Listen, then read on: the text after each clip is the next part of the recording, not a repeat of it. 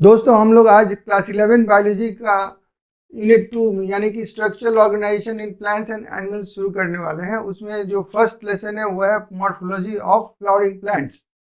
अभी तक आपने अगर डेस्टिनी जीत को सब्सक्राइब नहीं किया तो जरूर कर लें और बेल आइकन जरूर प्रेस करें ताकि नोटिफिकेशन आपको मिलते रहें।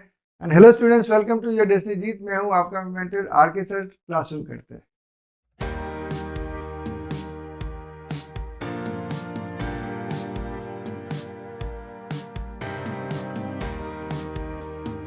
चैप्टर शुरू करने के पहले यूनिट का जो पहला हिस्सा है उसको कर लेते हैं। वो क्या है कि एक साइंटिस्ट के बारे में आपको बताया जा रहा है जो है आपके कैथरीन इसाओ। कैथरीन इसाओ 99 ईयर्स जिंदा रही, बची थी 1898 से 1997 तक। और बहुत सारे पॉइंट्स यहाँ पे दिए हुए हैं। मैं आपको बेसिक जो रेड कलर का आप देख रहे हैं कि she was a botanist who was Pioneer in plant. Pioneer मैंने कि शुरुआती दौर में इन्होंने ही एक्चुअली प्लांट एनाटॉमी पर ज़्यादा स्टडी किया। इनका चेहरा देख सकते हैं यहाँ पे।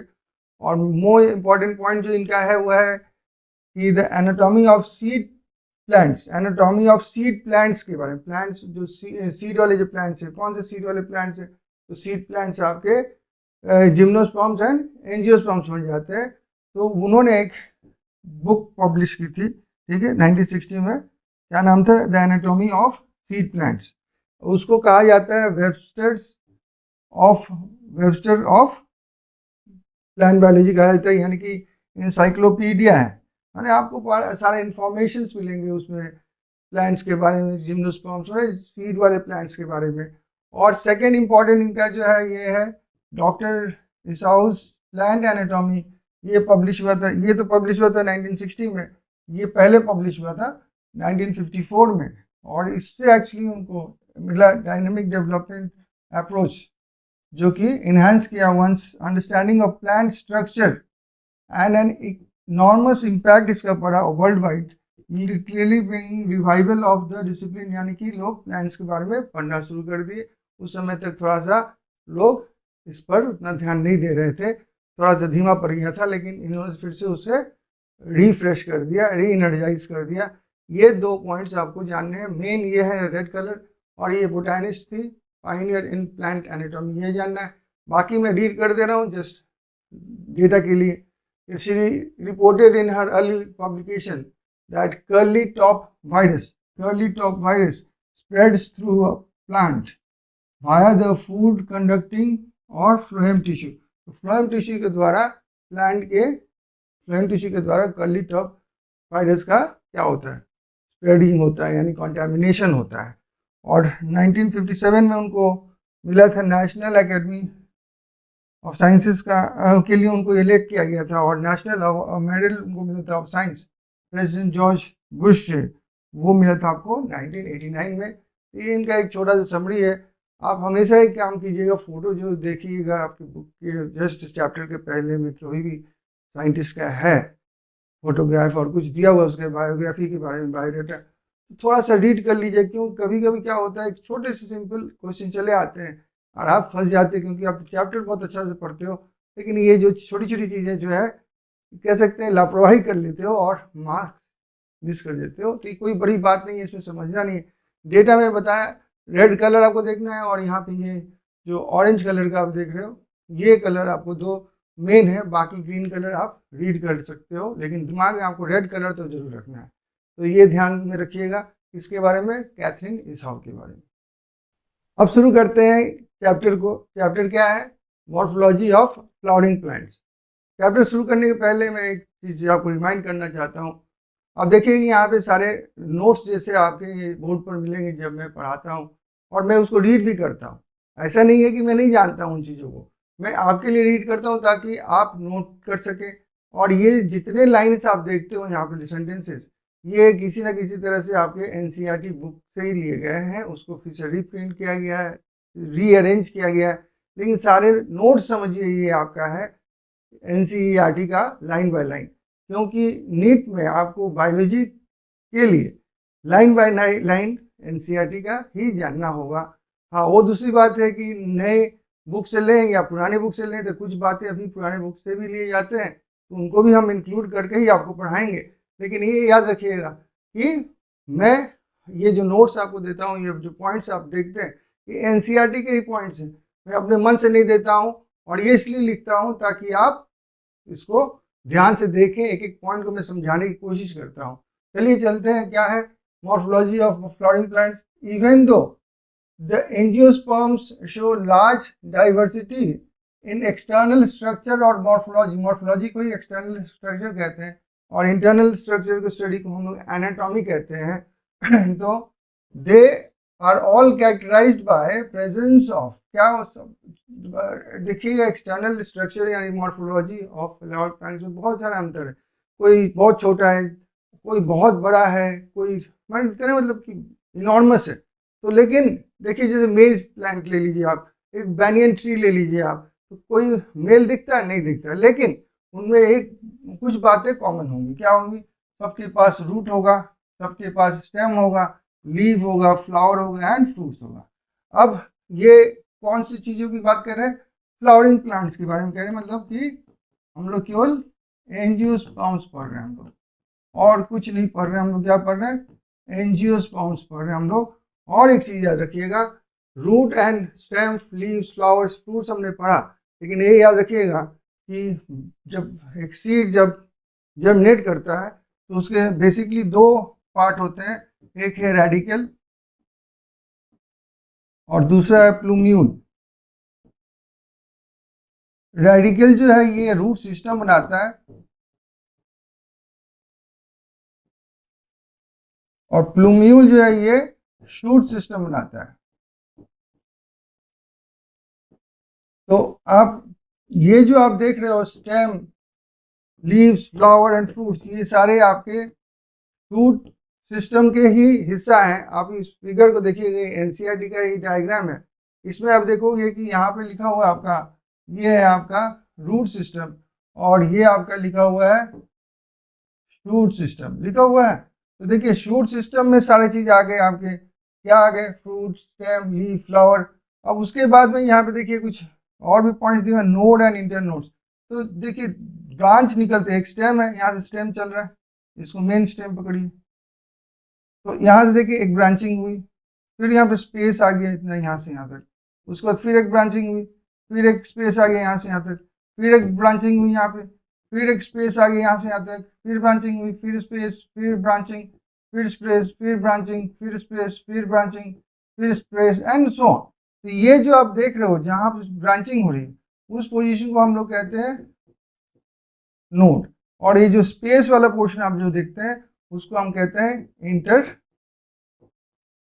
नोड। ये था आपका रूट सिस्टम का पूरा एक बखान। स्टेम, लीव, फ्रूट, फ्लावर तो आप समझते हो। और रूट में भी आप देखोगे, थोड़ा सा आप पढ़ सकते हो, ये जो देखिए आप, ये मेन रूट है, ये जो है आपका मेन रूट, इसको हम प्राइमरी रूट कहेंगे। और बाकी देखिए उससे फिर ब्रांचेस निकले हुए हैं, ऐसे ब्रांचेस निकले हुए हैं, तो ये आपका बन जाता है सेकेंडरी रूट्स। ये क्या हो गए आपके? Secondary roots. तो इस तरह से हम लोग एक फ्लावरिंग प्लांट को डिस्क्राइब कर सकते हैं। अब चलिए एक एक सेक्शन को पढ़ते हैं, एक एक पार्ट को पढ़ते हैं। जो हमने देखा रूट्स, उसके बाद स्टेम और लीफ, फ्लावर सब पढ़ा हमने। अब उनको एक एक करके हम लोग डिस्कस करेंगे, उनके बारे में जानेंगे। पहला जो पार्ट हम पढ़ने वाले हैं वो है द रूट। अच्छा, तो मेजॉरिटी ऑफ डाइकोटिलेडोनस प्लांट्स, तो डाइकोटिलेडोनस प्लांट में देखा जाता है in majority of the majority हमेशा क्या रखिएगा, एक्सेप्शन ज़्यादातर 99% केसेस में एक्सेप्शंस होते हैं, 1% एक्सेप्शन होगा। तो यहाँ पे इन मेजॉरिटी माने 99% में है, 1% तो एक्सेप्शन है। तो डाइकोटिलेडोनस प्लांट्स में क्या होता है? प्राइमरी रूट होते हैं और इट्स ब्रांचेस होते हैं। अभी मैंने दिखाया एक प्राइमरी रूट होता है और ऐसे सेकेंडरी ब्रांचेस थे, उसके रूट्स थे। तो उस तरह के रूट को हम लोग कहते हैं टैप रूट सिस्टम। क्या कहते हैं? Tap root system. इसका एग्जाम्पल क्या है आपका? तो एग्जाम्पल्स याद रखिएगा। देखिए मस्टर्ड है एग्जाम्पल यहाँ पे। अब देखिए ये है आपका एक डाइकोट रूट, ये मस्टर्ड ही सोच लीजिए, क्या है? मस्टर्ड का ही रूट समझ लीजिए। तो मस्टर्ड का रूट क्या है? देखिए एक आपका ये प्राइमरी रूट हो जाता है, ये आपका प्राइमरी रूट हो गया। और उसके बाद ये ब्रांचेस आप देख रहे हो, ये क्या हो गया आपका ब्रांचेस हो गए, यानी सेकेंडरी रूट हो गए। और उसमें भी आपको थोड़ा सा देखने को मिलेगा, उसके भी ब्रांचेस हो रहे हैं, तो टर्शियरी रूट्स भी देखने को मिल रहे हैं। इस तरह के अरेंजमेंट को अगर देखते हो आप तो कहोगे ये क्या है, ये टैप रूट है। क्या है ये, टैप रूट सिस्टम है, जहाँ की एक प्राइमरी रूट होगा और secondary and tertiary root branches में निकलेंगे। ये था एग्जाम्पल किसका, क्या, मस्टर्ड। और ये ज़्यादातर किस में पाए जाते हैं, डाइकोटिलेडनस प्लांट्स में पाए जाते हैं। डाइकोट रूट ये है। दूसरा हम देखते हैं मोनोकोटिलेडनस प्लांट्स।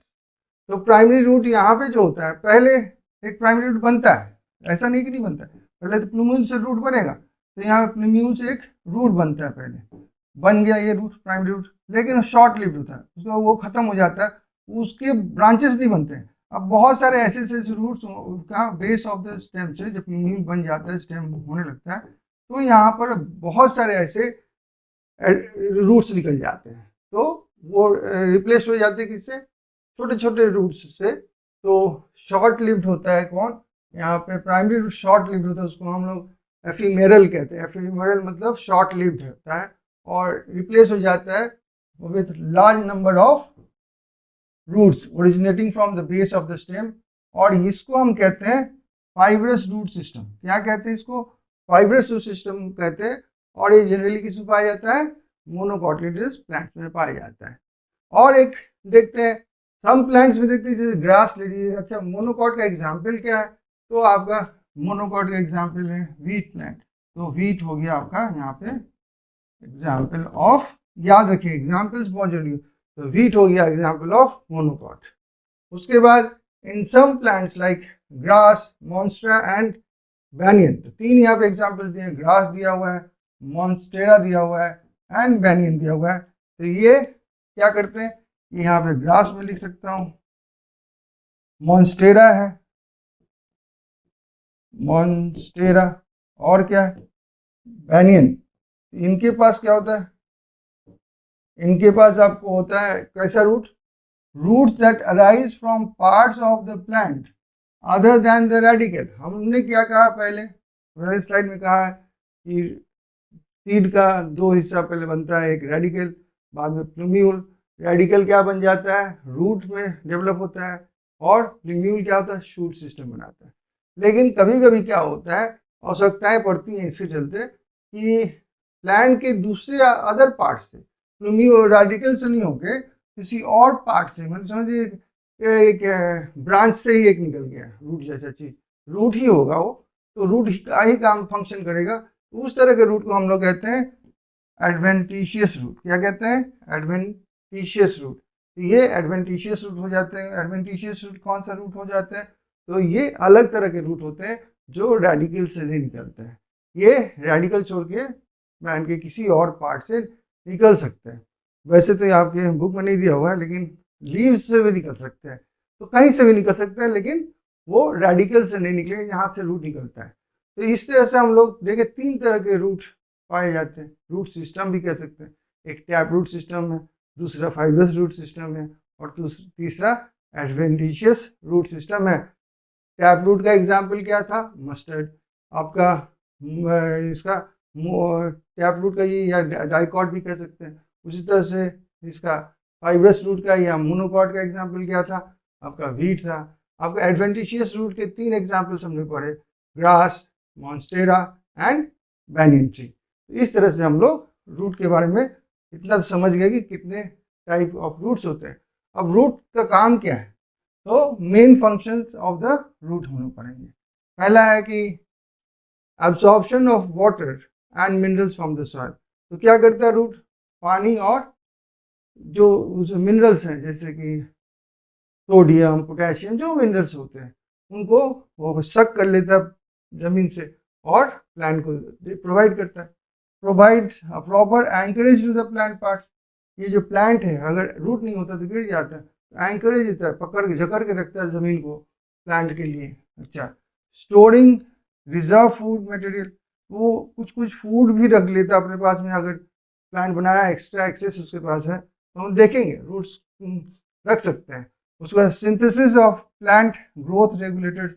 प्लांट ग्रोथ रेगुलेटर्स का मतलब हो गया जैसे हमारे में हार्मोन्स होते हैं, अलग अलग तरह के हार्मोन्स होते हैं, उसी तरह के हार्मोन टाइप के ग्रोथ रेगुलेटर्स इसमें होते हैं, प्लांट्स में भी होते हैं। तो कुछ ऐसे ग्रोथ रेगुलेटर्स जो हैं वो कहाँ तैयार होते हैं, वो रूट में तैयार होते हैं। आप कहिए कि ऐसे कैसे हो सकता है कि उस प्लांट्स में भी ये होंगे, क्या कहते हैं, हार्मोन्स होंगे। तो हार्मोन्स उनको कहते नहीं है, उनको ग्रोथ रेगुलेटर्स ही कहते हैं। एग्जाम्पल ये एक्चुअली आप देखोगे तो आपके क्लास 11 में ही पड़ेगा, लास्ट की तरफ में आएगा। तो उसका एक एग्जाम्पल में ऑक्सिन जैसे एक एग्जाम्पल है जो कि प्लांट ग्रोथ रेगुलेटर है, यानी कि प्लांट हार्मोन है। तो हमने 4 इसमें क्या पढ़े, फंक्शन पढ़ा हमने। एक तो observation of water and minerals, दूसरा एंकरेज माने फिक्सिंग विद द ग्राउंड, तीसरा है कि फूड रिजर्व के काम करता है वो, और तीसरा ग्रोथ रेगुलेटर्स को तैयार करता है प्लांट्स के लिए।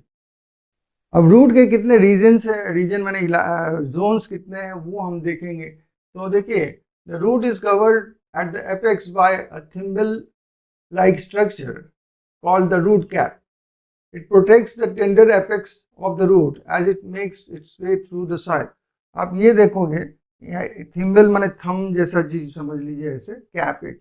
तो यहाँ पे देखिए, आप ख्याल कर रहे होंगे, ये जो पोर्शन देख रहे हैं, एक थिम्बल जैसा रूट, एक कैप जैसा चीज पहनाया हुआ है रूट के टिप पर।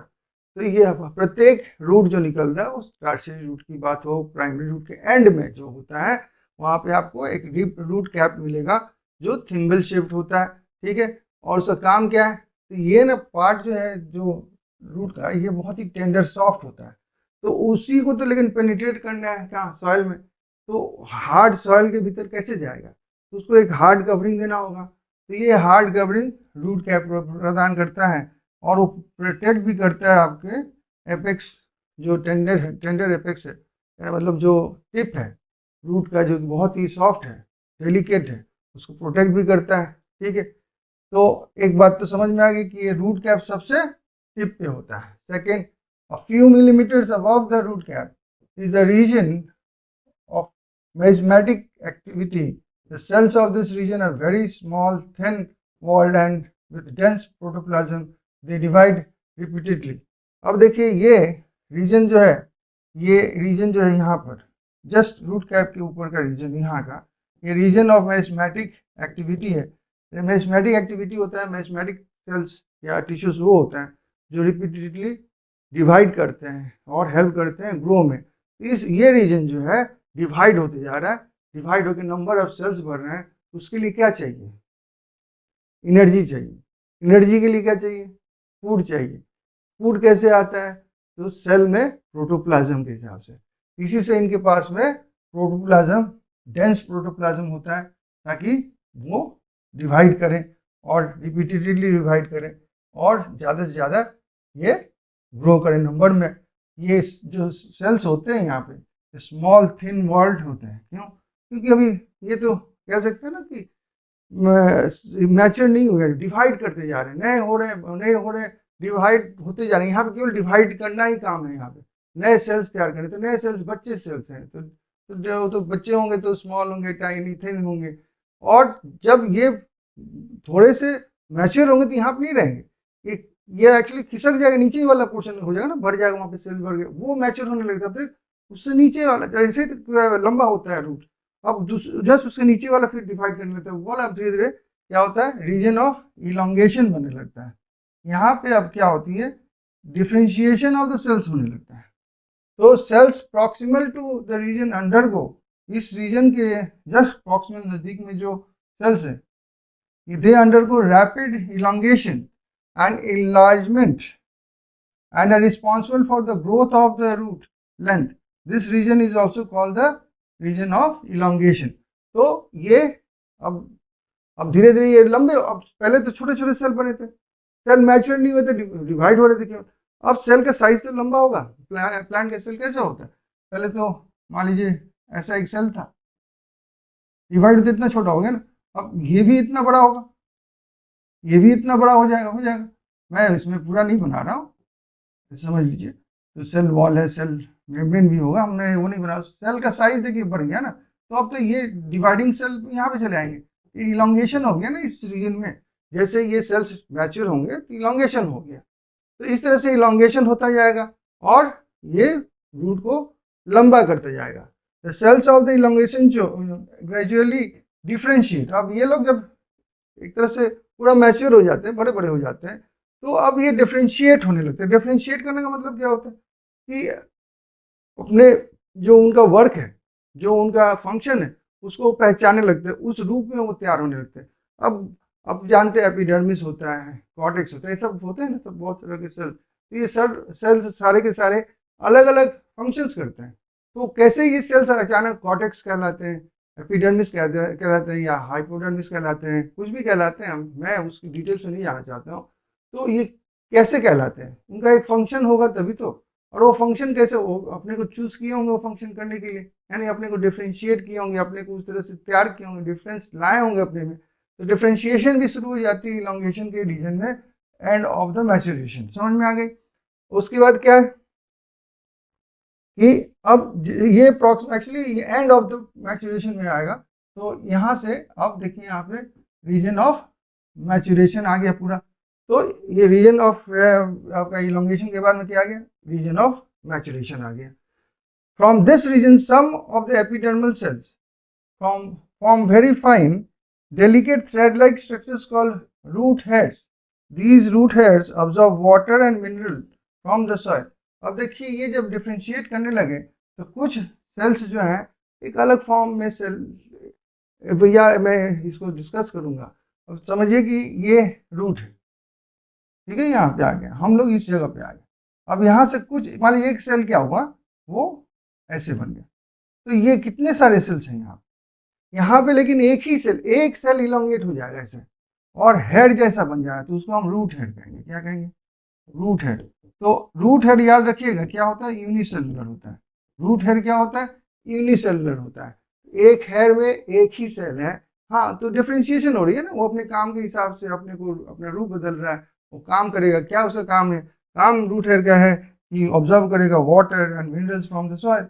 तो डिफ्रेंशिएशन हुई ना, अपना फंक्शन अपना तय कर लिया उसने। तो रूट हेयर के बारे में याद रखिएगा, root hair is unicellular, root hair is unicellular. मैं लिख दे रहा हूं उसको, रूट हेयर इज यूनिसेलुलर। ये दिमाग में रखिएगा, क्योंकि बच्चे बहुत मिस्टेक करते हैं, लंबा देखते हैं तो सोचते हैं कि इसमें बहुत सारे सेल डिवाइड करके ये लंबा होगा। नहीं, वो एक सेल इलोंगेट हो गया, एक सेल इलोंगेट हो गया है जस्ट, समझे, और इलोंगेट होके रूट हेयर कहला रहा है।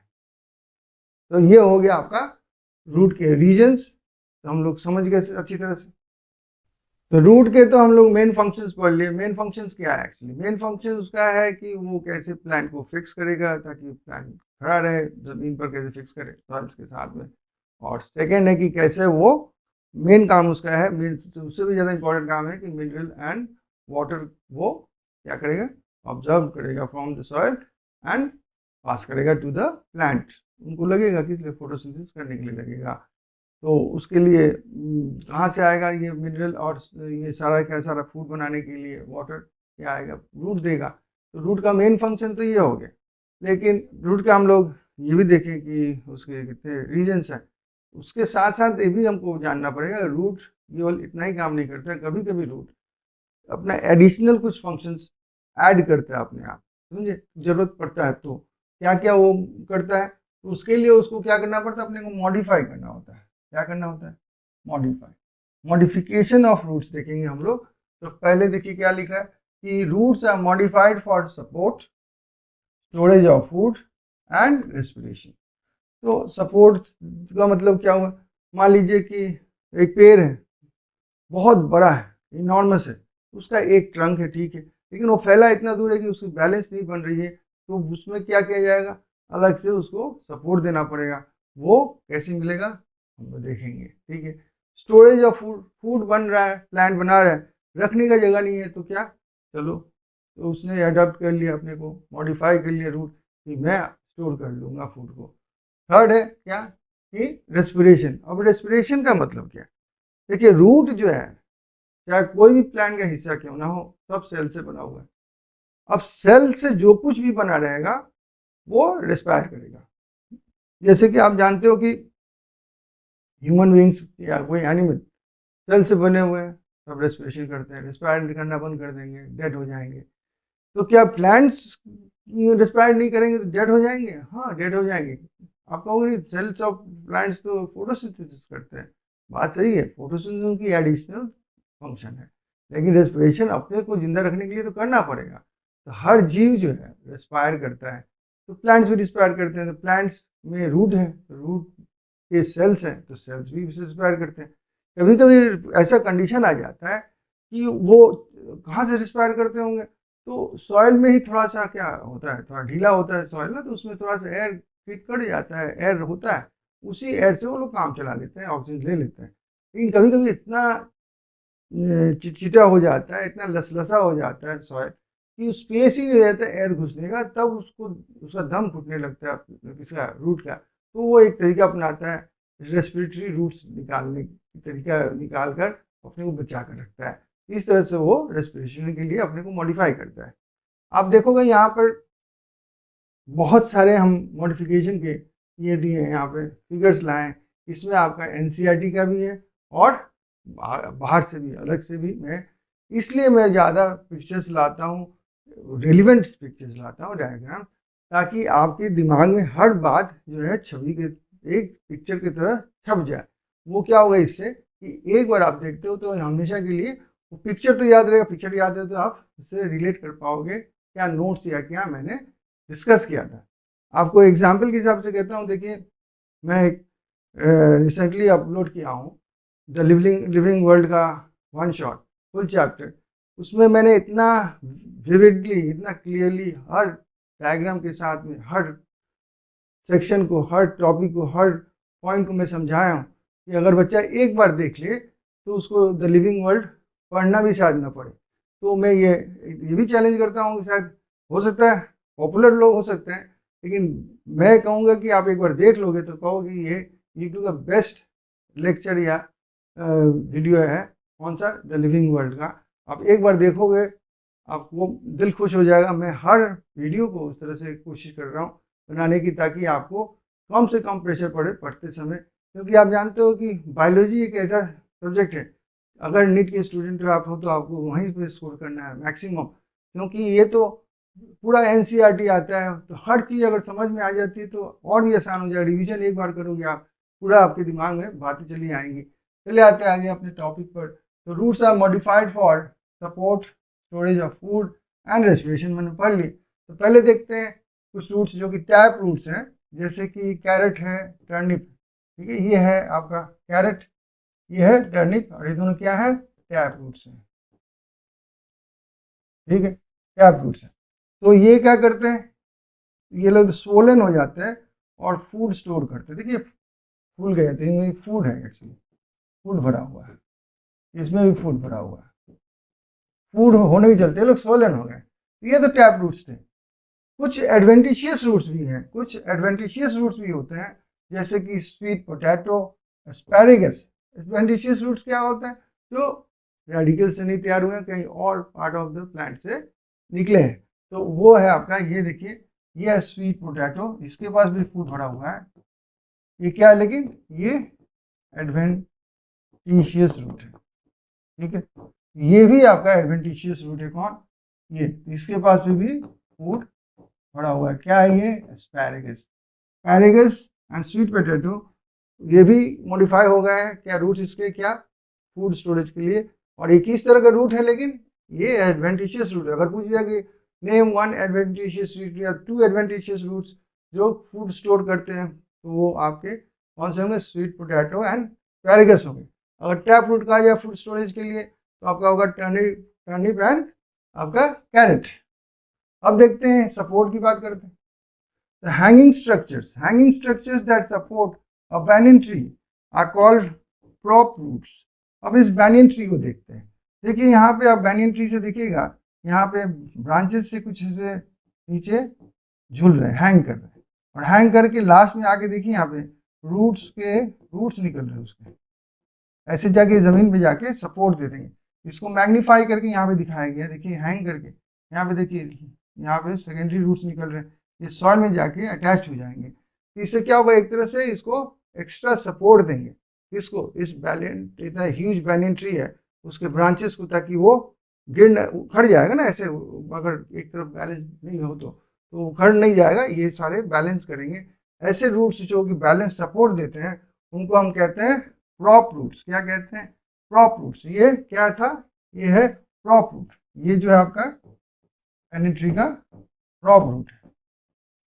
ठीक है, next, stems of maize and sugarcane have supporting root coming out of the lower nodes of the stem। अब नोड एंड इंटरनोड तो मैं बता दिया, जहाँ से ब्रांचेस निकलते हैं। तो देखिए लोअर मोस्ट नोड जो है स्टेम का, यहाँ पर, यहाँ से देखिए कुछ ऐसे ब्रांचेस निकले, लेकिन वो क्या, रूट फॉर्म कर गए सपोर्ट के लिए। तो ये जो है एक्चुअली इनका जो रूट होता है फाइब्रस रूट होता है। तो फाइब्रस रूट उतने डीप जाते नहीं सॉइल में, तो उखड़ सकते हैं। तो इसलिए सपोर्ट के लिए एक्स्ट्रा रूट उनको मिलता है। कहाँ से? नोड, जब लोअर मोस्ट पोर्शन से, नोड से ये निकलते हैं, और इनको हम कहते हैं स्टिल्ट रूट। क्या कहते हैं? स्टिल्ट रूट। ये किस में पाया जाता है? ये आपको मिलेगा, ये है आपका मेज, और ये है आपका शुगर केन। तो देखिए ये रूट आप बहुत अच्छी तरह से देख पा रहे हो कि कैसे आया है, यहाँ पे ऐसे हो गया, बस वही है। ये जो देख रहे हैं आप, निकलेगा यहाँ से, हाँ समझ में आ रही है? ये लास्ट नोड से निकलेगा ऐसे, यहाँ से। तो इसको हम कहेंगे स्टिल्ट रूट। ये तो मैग्नीफाई करके पूरा दिखाया गया आपको इस तरह से। नेक्स्ट हम लोग देखते हैं क्या, in some plants such as rhizophora growing in swampy area. Swampy area माने पानी वाला, समुद्र के किनारे, हाँ। तो स्वैम्पी एरिया में क्या होता है? समुद्र का पानी तो होता है, उसमें साथ साथ नमक भी होता है, सलाइन वाटर होता है, चटचटा होता है। Many roots come out of the ground, बाहर चले आते हैं, and grow vertically upward. Such roots are called pneumatophores, सांस लेने वाले, ब्रीदिंग भी कह सकते हो, हाँ। न्यूमैटोफोर्स माने ब्रीदिंग। तो न्यूमैटोफोर्स वे root which help to get oxygen for respiration. अभी देखिए ये राइजोफोरा है। अब राइजोफोरा का सिंपल एक एग्जांपल में, सुंदरबन एक स्वैम्पी फॉरेस्ट है। आप जानते हो बे ऑफ बंगाल के हमारे वर्ल्ड लार्जेस्ट एक तरह से वो आपका डेल्टा बन जाता है वहाँ पे। तो आप वहाँ पे स्वैम्पी फॉरेस्ट होता है समुद्र के किनारे, और मिट्टी बहुत चटचटी होती है क्योंकि वो नमकीन पानी भी है, और स्पेस नहीं होता है ब्रीथ कर सके सॉइल में आपके रूट्स। तो ये रूट जो है भीतर में जो है, वहाँ से ये नॉर्मल रूट है, ये नॉर्मल रूट है आपके। वहाँ से देखिएगा ऐसे बाहर, सॉइल से बाहर ऐसे रूट्स निकले हुए, ऐसे रूट्स निकलेंगे, ऐसे ऐसे ऐसे ऐसे रूट्स निकलेंगे, जिसको हम न्यूमैटोफोर्स कहेंगे। क्या कहेंगे? न्यूमैटोफोर्स। देखिए मैंग्रोव फॉरेस्ट में पाया जाता है, मैंग्रोव फॉरेस्ट वही है, ठीक है। तो ये नॉर्मल रूट भी इसके पास होता है एंकरेज के लिए, लेकिन रेस्पिरेशन वो नहीं कर पाता। रेस्पिरेशन के लिए उसको यहाँ से न्यूमैटोफोर्स निकालने पड़ते हैं, और वो क्या करता है, एरियल ऑक्सीजन को लेकर पूरे पार्ट को देता है, ताकि रूट्स बचे रहें और प्लांट भी जिंदा रहे। तो रूट का सेक्शन तो हम कंप्लीट कर लिए। अब चलते हैं कुछ PYQs करते हैं, तो ताकि समझ में आएगा कि हम लोग कितना जान पाए रूट के बारे में। चलिए देखते हैं। The roots that originate from the base of the stem. Roots that originate from the base of the stems क्या है? तो बेस ऑफ द स्टेम्स से अचानक एक तो रेडिकल से निकले, रेडिकल से निकले तो मेन टैप रूट बना, मतलब प्राइमरी रूट, उसके बाद उसके ब्रांचेस। लेकिन जब प्राइमरी रूट क्या होता है, शॉर्ट लिव्ड होता है, वो मर जाता है। तो उसके बदले में बहुत सारे बेस ऑफ द स्टेम से क्या निकलते हैं, फाइब्रस रूट निकलते हैं। तो यहाँ पे जो फाइब्रस रूट होगा वो आंसर आपका सही हो गया। नेक्स्ट क्वेश्चन क्या है देखें। तो नेक्स्ट क्वेश्चन कह रहा है कि न्यूमैटोफोर्स ऑकर्ड इन। न्यूमैटोफोर्स अभी मैंने ब्रीदिंग रूट्स मैंने कहा ना कि जहाँ आपको सलाइन वाटर होता है, चटचटा होता है पानी, वहाँ पर सॉइल में एयर नहीं होता है, तो वहाँ न्यूमैटोफोर्स या ब्रीदिंग रूट्स निकलते हैं। ये मैंग्रोव फॉरेस्ट में ज़्यादातर पाए जाते हैं, ये सब मैंने बताया। अब पूछ रहा है कि pneumatophores occurred in halophytes, free floating hydrophytes, carnivorous plants, submerged hydrophytes. अब ये सब नाम सुनकर थोड़ा सा, तो अभी तक नाम अब देखे नहीं हो तो थोड़ा दिक्कत लग रहा हो। मैं हर चीज़ को समझाने की कोशिश करता हूँ नीचे से। तो सबमर्ज्ड हाइड्रोफाइट्स, हाइड्रो माने होता है वाटर, तो जो वाटर में रहने वाले होंगे तो क्या होंगे, प्लांट्स, उसको कहेंगे वाटर प्लांट्स। ये वाटर में रहने वाले वाटर प्लांट्स होंगे। तो एक तो सबमर्ज्ड हाइड्रोफाइट्स हो सकते हैं, पूरी तरह सबमर्ज्ड है, और दूसरे हैं फ्री फ्लोटिंग है, तो वो भी होंगे वाटर प्लांट्स ही कहलाएंगे। कार्निवोरस प्लांट्स के बारे में आज ही हम लोग पढ़ेंगे, इंसेक्टिवोरस कह सकते हो, तो वो तरह के हो गए। ये 3 आप समझ गए। अब चौथा क्या है? हेलोफाइट्स। हेलो माने क्या होता है? Hello is short of halogen. Halogen क्या होता है? हेलोजिन आप जानते हो क्या होता है? फ्लोरीन, क्लोरीन, उसके बाद क्या होता है? ब्रोमीन, आयोडीन, ये 4 मेन है, ठीक है। तब इससे क्या, तो हेलोफाइट्स का मतलब क्या होगा? अब देखिए इन्हीं का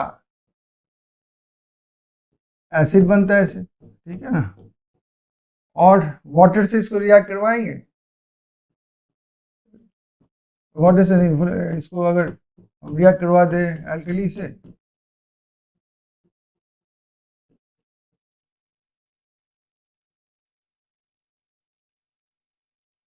ठीक है, एल्कली से रिएक्ट करें तो इसको हम रिएक्ट करवाते हैं, एक आपको दिखा देते हैं जो कॉमन, ये बनाएगा आपका NaCl और वाटर बनाएगा। अब यही तो वाटर एंड नमक आपको सलाइन वाटर मिलता है, NaCl ज्यादातर मिलता है ना। NaCl कैसे आया? Cl से आया। Cl क्या है? हेलोजन है। तो जो प्लांट्स सॉल्टी वाटर में रहते हैं उनको हम कहते हैं हेलोफाइट्स। सॉल्टी वाटर में कौन रहता है? नीमेटोफोर से रहते हैं। तो आंसर आपका राइट क्या हो गया? ए। तो थोड़ा सा इसमें ट्रिकी था, लेकिन मैंने पहले ही आपको कह दिया था कि सॉल्टी वाटर यानी सॉल्ट होगा तो कैसे, मैं उसी से समझा दिया कि हेलोजन, ये सारे हेलोजन है, किसी का भी सॉल्ट बनता तो वो हेलोजन का ही सॉल्ट कहलाता।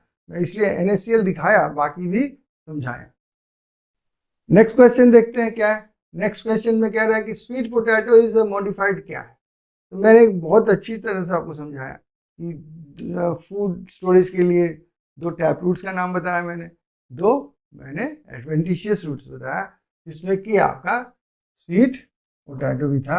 यहाँ पे जस्ट एडवेंटिशियस रूट होगा, और तो आंसर में कुछ देखना भी नहीं है, अभी ताज़ा ताज़ा है। हाँ, ये आप कुछ दिन हो जाएगा तो आपको रिकलेक्ट करना पड़ेगा।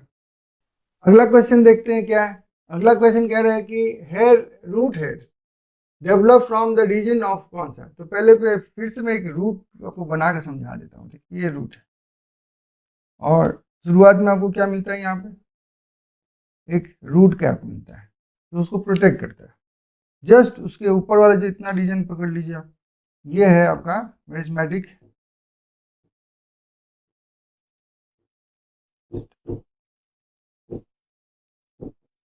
रीजन, ठीक है। यहाँ पे क्या होता है? यहाँ पे कॉन्टिन्यूस सेल डिवीजन होता रहता है। लेकिन मैं रिवीजन करा देता हूँ ताकि आपको दिक्कत नहीं होगी। अब इसके ये जो रीजन हो गया आपका, इसके बाद में यहाँ से यहाँ तक पकड़ लेते हैं, ठीक है। ये लंबा होते जा रहा है, ये तो रीजन ऑफ क्या हो जाएगा? Elongation, region of elongation.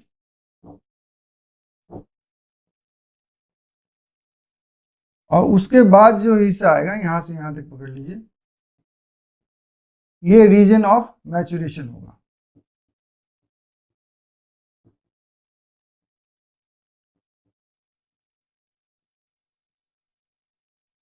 अब यहाँ पे देखोगे आप कि रीजन ऑफ जो मैचुरेशन है, यहीं पे आपका क्या होता है? डिफरेंशिएशन होता है। डिफरेंशिएशन ऑफ सेल्स होता है। क्या डिफरेंशिएशन मतलब क्या हुआ? अपने फंक्शंस को वो लोग एक्वायर करते हैं। तो यहीं पे आगे क्या मिलता है आपको? ये कुछ सेल्स जो है ऐसे से यूनिसेलुलर स्ट्रक्चर बना देते हैं, यूनिसेलुलर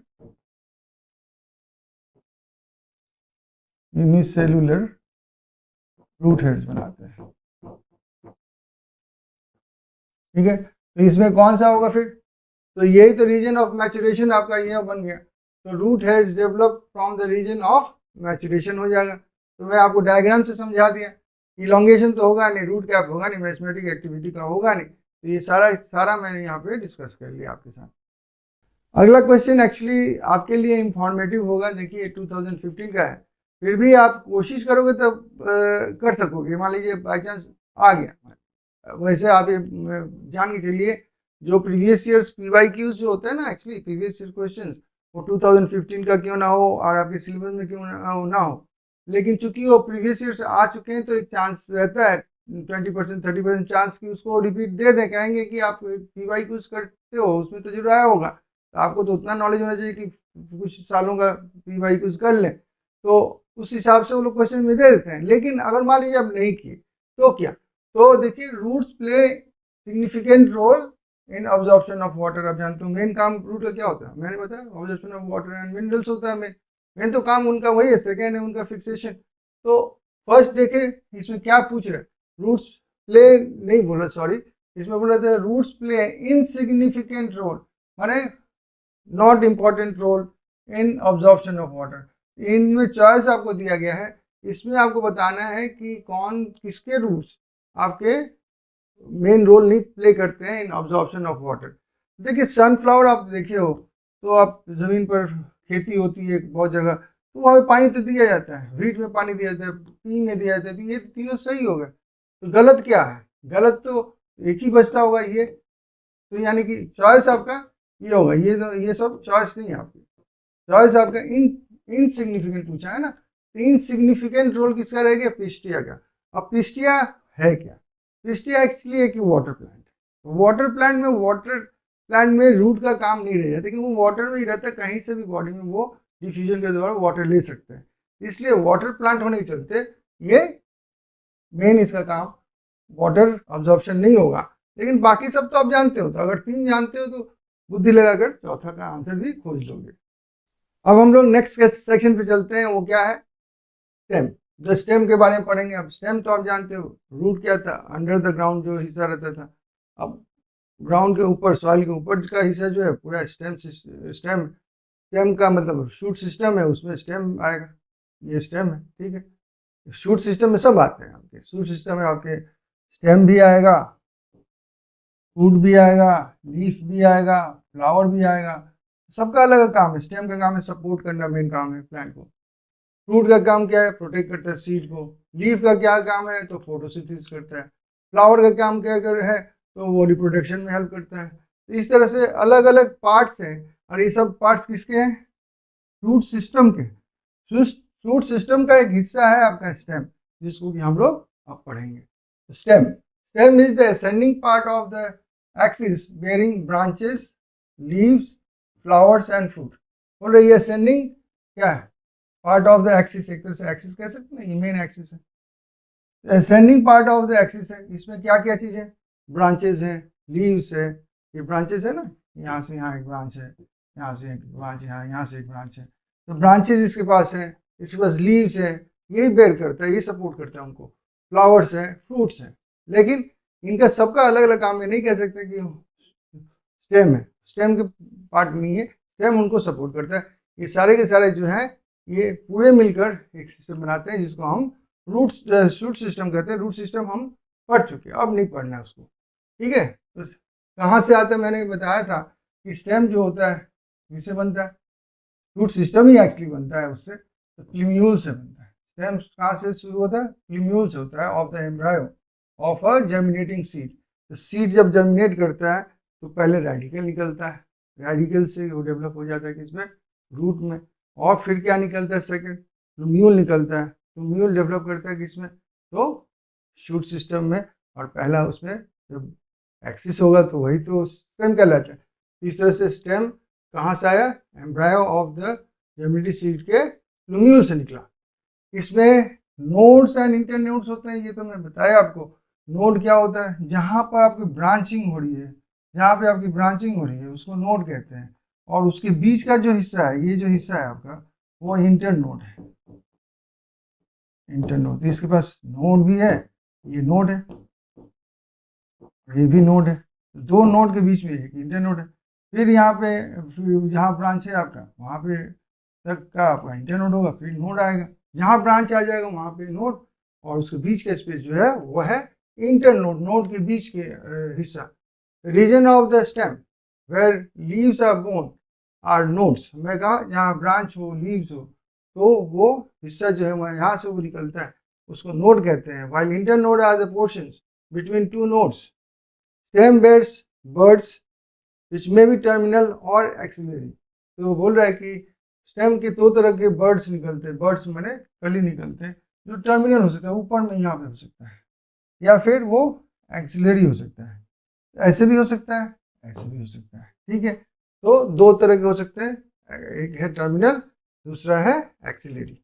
तो स्टेम इज जनरली ग्रीन, जब यंग होता है तो जनरली वो ग्रीन कलर का दिख भी रहा है, प्लांट है ग्रीन है, लेटर लेकिन वुडी बन जाता है एंड डार्क ब्राउन होता है। बड़े बड़े पेड़ के जो ट्रंक होते हैं, जिसको स्टेम भी नहीं बोलते, ट्रंक बोलने लगते हैं, अब देखिए उसको चॉकलेट कलर या ब्राउनिश कलर के हो जाते हैं, उसमें छाल भी आ जाते हैं, बार्क ऑफ द ट्री जिसको कहते हैं, वो सब चीज़ हम लोग पढ़ेंगे। लेकिन पहले जब वो बहुत ही यंग रहता है, प्लांट्स की ज़्यादातर आप मेज का देख लीजिए, यंग में बता रहा हूँ, सूख जाएगा तो येलिश हो जाएगा, दूसरी बात है।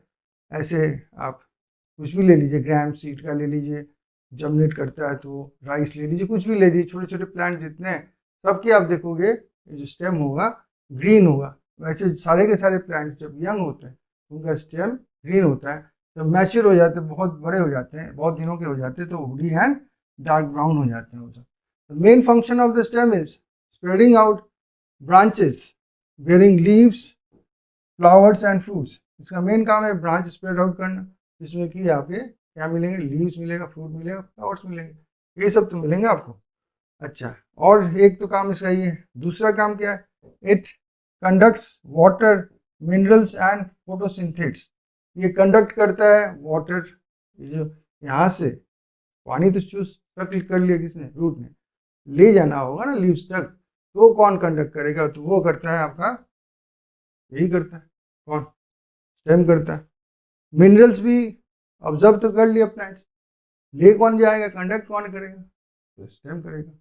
और फोटोसिंथेसिस, फोटोसिंथेसिस के बाद में जो प्रोडक्ट निकले उसको भी तो विभिन्न पार्ट में जैसे भेजना पड़ेगा, फ्रूट्स के पास में भेजना पड़ेगा स्टोर करने के लिए, कभी अगर मॉडिफाइड रूट्स है तो उसके पास भेजना पड़ेगा, मॉडिफाइड स्टेम से स्टोरेज ऑफ फूड उनका है तो उनके पास भेजना पड़ेगा, तो अलग अलग जगह पे खुद अपने खाने के लिए हर जगह भेजना पड़ेगा इसको, फूड को, जो फूड उसने तैयार किया फोटोसिंथेसिस से, और फोटोसिंथेसिस से तैयार किए हुए प्रोडक्ट को हम लोग फोटोसिंथेट्स कहते हैं। Some stems perform function of storage of food, ठीक है, support, protection and vegetative propagation. कुछ तो ये तो एक्स्ट्रा उनका काम हो गया, कुछ ऐसे स्टेम्स है जो कि स्टोरेज का काम करते हैं, जैसे रूट भी कर रहे थे, सपोर्ट का काम करते हैं जैसे रूट भी कर रहे थे, प्रोटेक्शन का काम कर सकते हैं, प्रोटेक्ट करेंगे प्लांट को, कैसे करेंगे हम लोग देखेंगे, और वेजिटेटिव प्रोपोगेशन का भी काम कर सकते हैं, यानी कि एक टुकड़ा स्टेम का लेके आप कहीं गाड़ दो तो फिर उसमें से रूट निकल जाएगा, वो नया प्लांट बन जाएगा, या बेंड हो गया एक हिस्सा स्टेम का मन ब्रांच और सॉइल में टच कर गया, वहाँ से रूट निकल गए, वो एक नया प्लांट बन जाता है। तो प्रोपोगेशन भी हो गया, वेजिटेटिव प्रोपोगेशन हुआ, में कोई आपका सेक्सुअल रिप्रोडक्शन के चलते सीड्स नहीं बने और वो प्लांट नहीं बना, अपने आप एक ब्रांच किया और वहाँ से रूट तैयार हो गए, और फिर ग्राफ्टिंग करते हैं हम लोग, तो वेजिटेटिव रिप्रोडक्शन है या प्रोपोगेशन है। इस तरह से हम लोग देखते हैं स्टेम का यही है फंक्शन। एक बार रिवाइज कर लीजिएगा फिर से कि देखिए पहला काम इसका है spreading out and spreading out branches, उसके पास होता है जिसमें कि आपके लीव्स, फ्लावर्स एंड फ्रूट्स होते हैं। सेकेंड वो कंडक्ट करता है वाटर, मेन यही ये और ये है, it conducts water, minerals and photosynthates. अब एक्स्ट्रा फंक्शन उसकी जो है वो क्या है, वो है storage of food, support, protection and vegetative propagation. अब हम लोग देखेंगे modification of stems. Modification of stems में क्या देखेंगे, some stems are modified to perform different functions. जैसे कि फंक्शंस में देखते हैं कि पहला देखते हैं यहाँ पे अंडरग्राउंड स्टेम्स।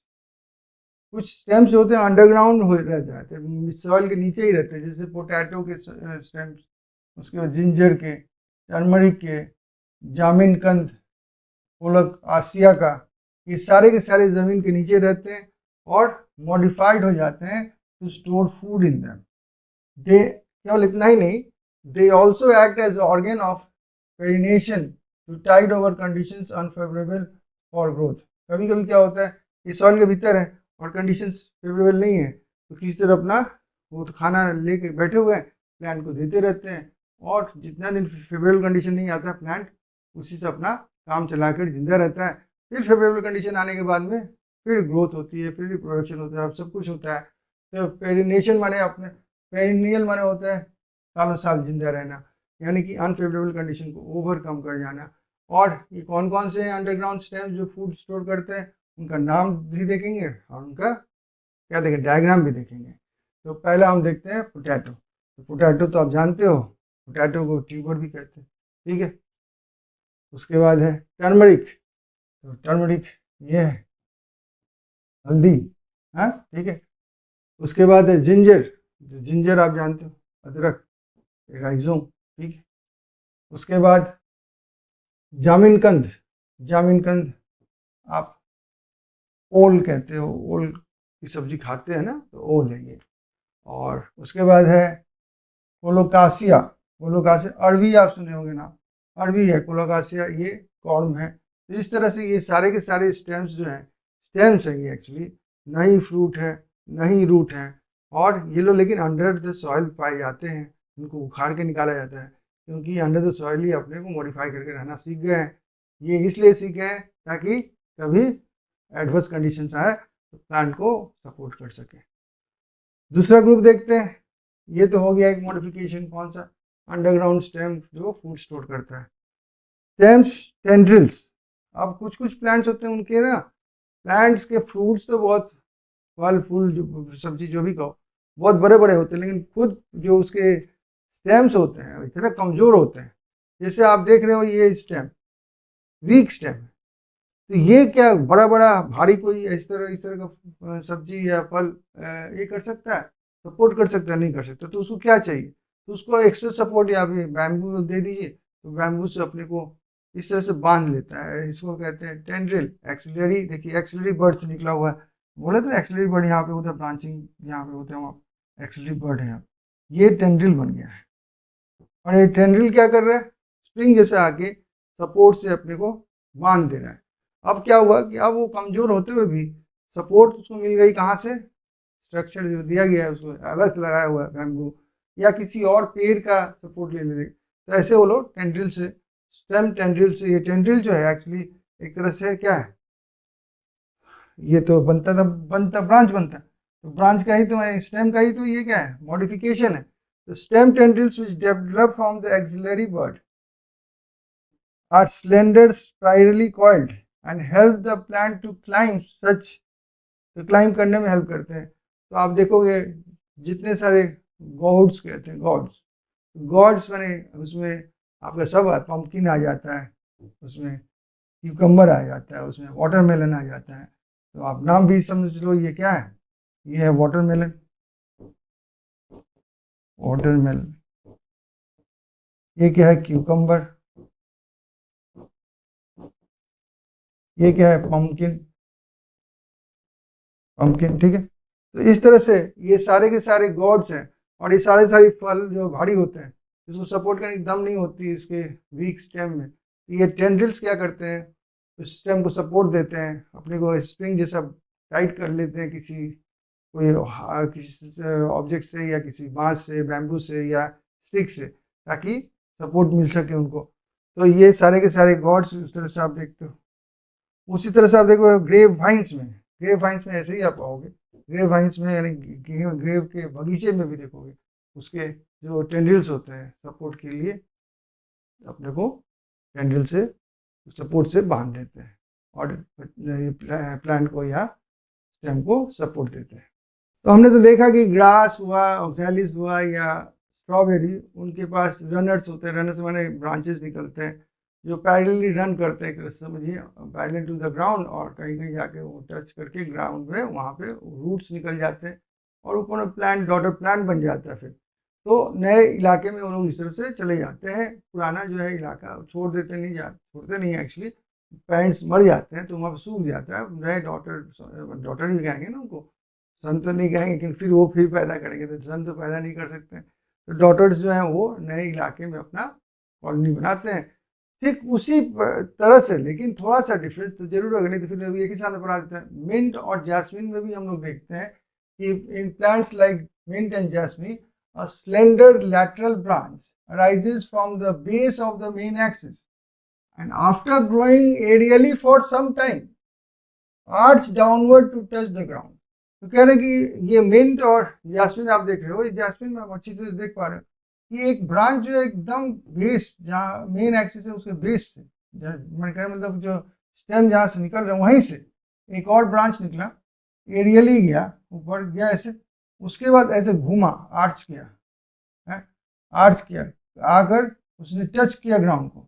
जब उसने ग्राउंड को टच किया तो वहाँ पर क्या निकलने लगे उसके, यहाँ पे रूट्स निकल गए, ठीक है, रूट्स निकल गए और फिर ये डॉटर प्लांट बन गया। फिर तो डॉटर प्लांट वहाँ पे तैयार हो गया।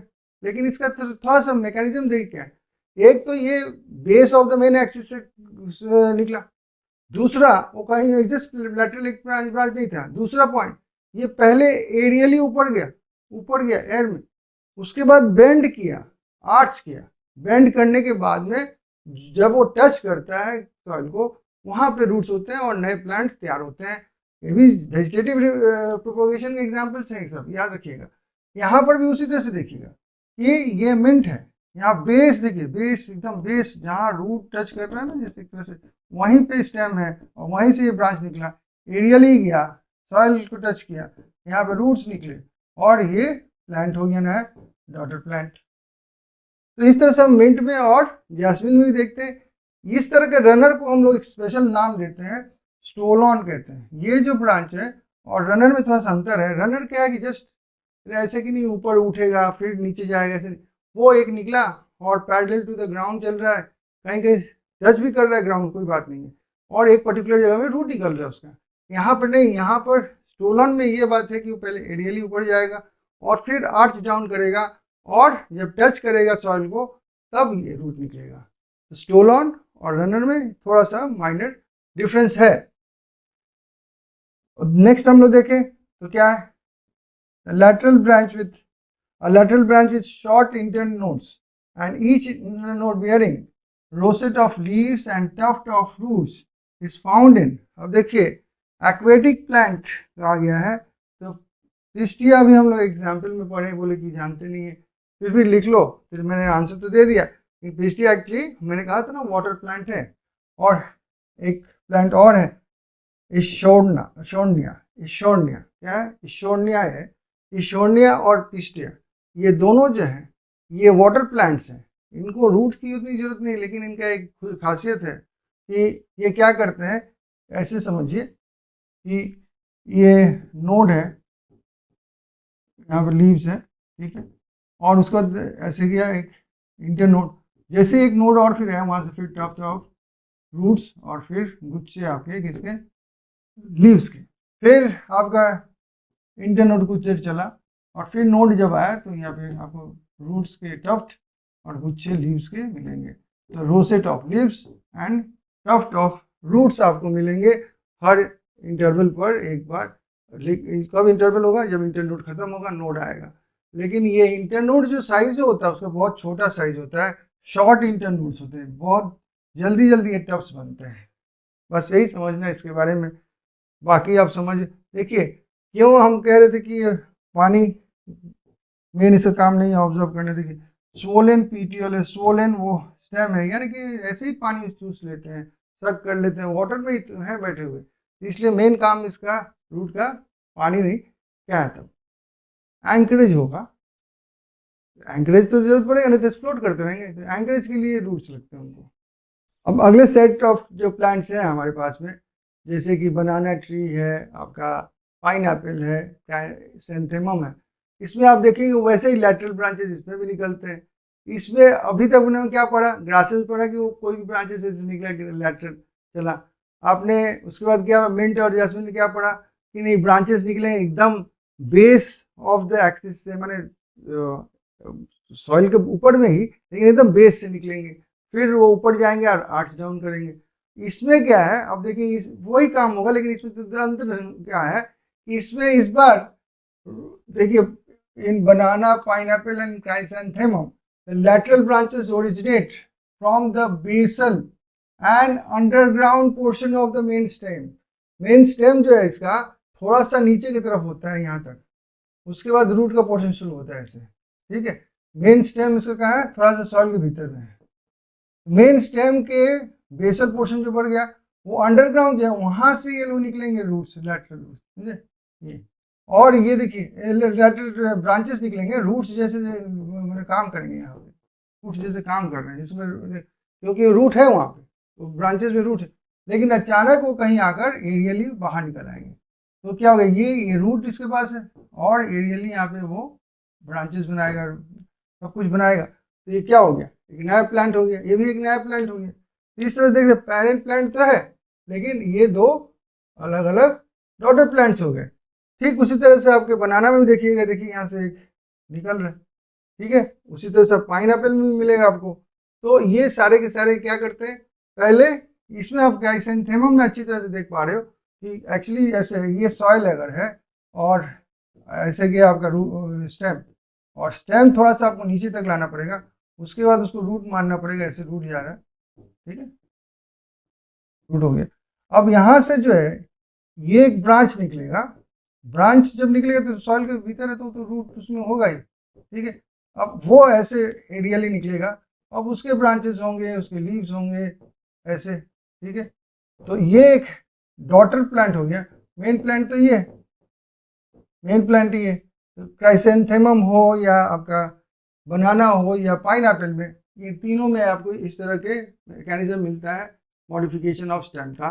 तो in banana, pineapple, chrysanthemum, the lateral branches originate from the basal and underground portion of the main stem, grow horizontally grow beneath the soil and then come out obliquely, angle में ऐसे निकल के आते हैं upward, giving rise to living leafy shoots। ये shoots है जो leafy हैं। इस तरह से modifications हमने देखा।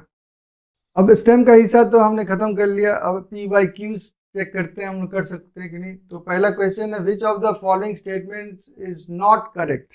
नॉट करेक्ट याद रखिएगा, ये बहुत इंपॉर्टेंट होता है जानना कि करेक्ट या नॉट करेक्ट, क्योंकि उससे आपको आंसर्स गलत हो जाएंगे। अगर करेक्ट वाला आप टिक कर दो, फर्स्ट वाला ही करेक्ट होगा तो क्या होगा, आप टिक कर दोगे, बाकी आप चेक ही नहीं करोगे। तो ध्यान रखना कि नॉट करेक्ट या करेक्ट लिखा हो। ये 2022 का ये क्वेश्चन है। क्या है, the rhizome is thick prostate and branch हो। राइजोम बता दूं क्या, राइजोम क्या होता है। तो मैंने जिंजर जो पढ़ा है अंडरग्राउंड स्टेम, जो कि फूड स्टोरेज के लिए अंडरग्राउंड हो गया ना। तो पोटैटो हमने कहा, उसके बाद जिंजर का, जिंजर में हमने लिखा भी, वहाँ पे सर्किल भी किया है, राइजोम। तो rhizome actually it is modified underground stem जो कि स्टोरेज ऑफ फूड जनरली करता है। तो वो थिक तो था ही, प्रोस्टेट था एंड ब्रांच ठीक था। Rhizome is condensed form of a stem, तो स्टेम ही तो है, condensed form of stem. Apical bud in rhizome always remains above. Apical bud तो ऊपर ही रहेगा, एपिकल बर्ड नहीं ऊपर रहेगा तो कुछ भी, तो सब पेड़ ही पूरा नीचे चले जाएगा फिर, ठीक है। तो ये तीन तो सही दिख रहे हैं। अब राइजोम इज एरियल, एरियल कैसे हो सकता है, अंडरग्राउंड होगा ना। तो ये तो यहीं पे गलत हो गया, ये गलत है, ये गलत है, लेकिन हमारा राइट चॉइस है। नेक्स्ट क्वेश्चन देखते हैं क्या है। कह रहे in bougainvillea thorns are modification of, 2017 का है। मॉडिफिकेशन ऑफ क्या है, थॉर्न्स। थॉर्न्स बोगनवेलिया में क्या जगह मॉडिफिकेशन है, तो सीधा आप जानते हो स्टेम्स का ही तो मॉडिफिकेशन है। स्टेम्स, थॉर्न्स, स्टेम्स ही मॉडिफाइड हो गए बने थे थॉर्न्स। तो ये तो सिंपल आंसर है, कुछ चॉइस करना नहीं है, चेक कर लोगे। नेक्स्ट क्वेश्चन देखते हैं, ये 2016 का है, पुराना है तो थोड़ा सा टफ हो सकता है, आपके आउट ऑफ सिलेबस भी हो सकता है अभी के सिलेबस के हिसाब से। तो stem modified into flat green organs, stem modified हो गए हैं इनटू फ्लैट ग्रीन ओपोन्शिया में, ओपोन्शिया में मैंने बताया था आपको, ठीक है। ये डेजर्ट प्लांट है, मैं ये फ्लावर पॉट में दिखाया था आपको। Performing the function of leaves, क्या काम करता है उसमें, स्टेम जो है ऐसे फ्लैट एंड ऐसे ऐसे कुछ होता है ना उसमें, ऐसे ऐसे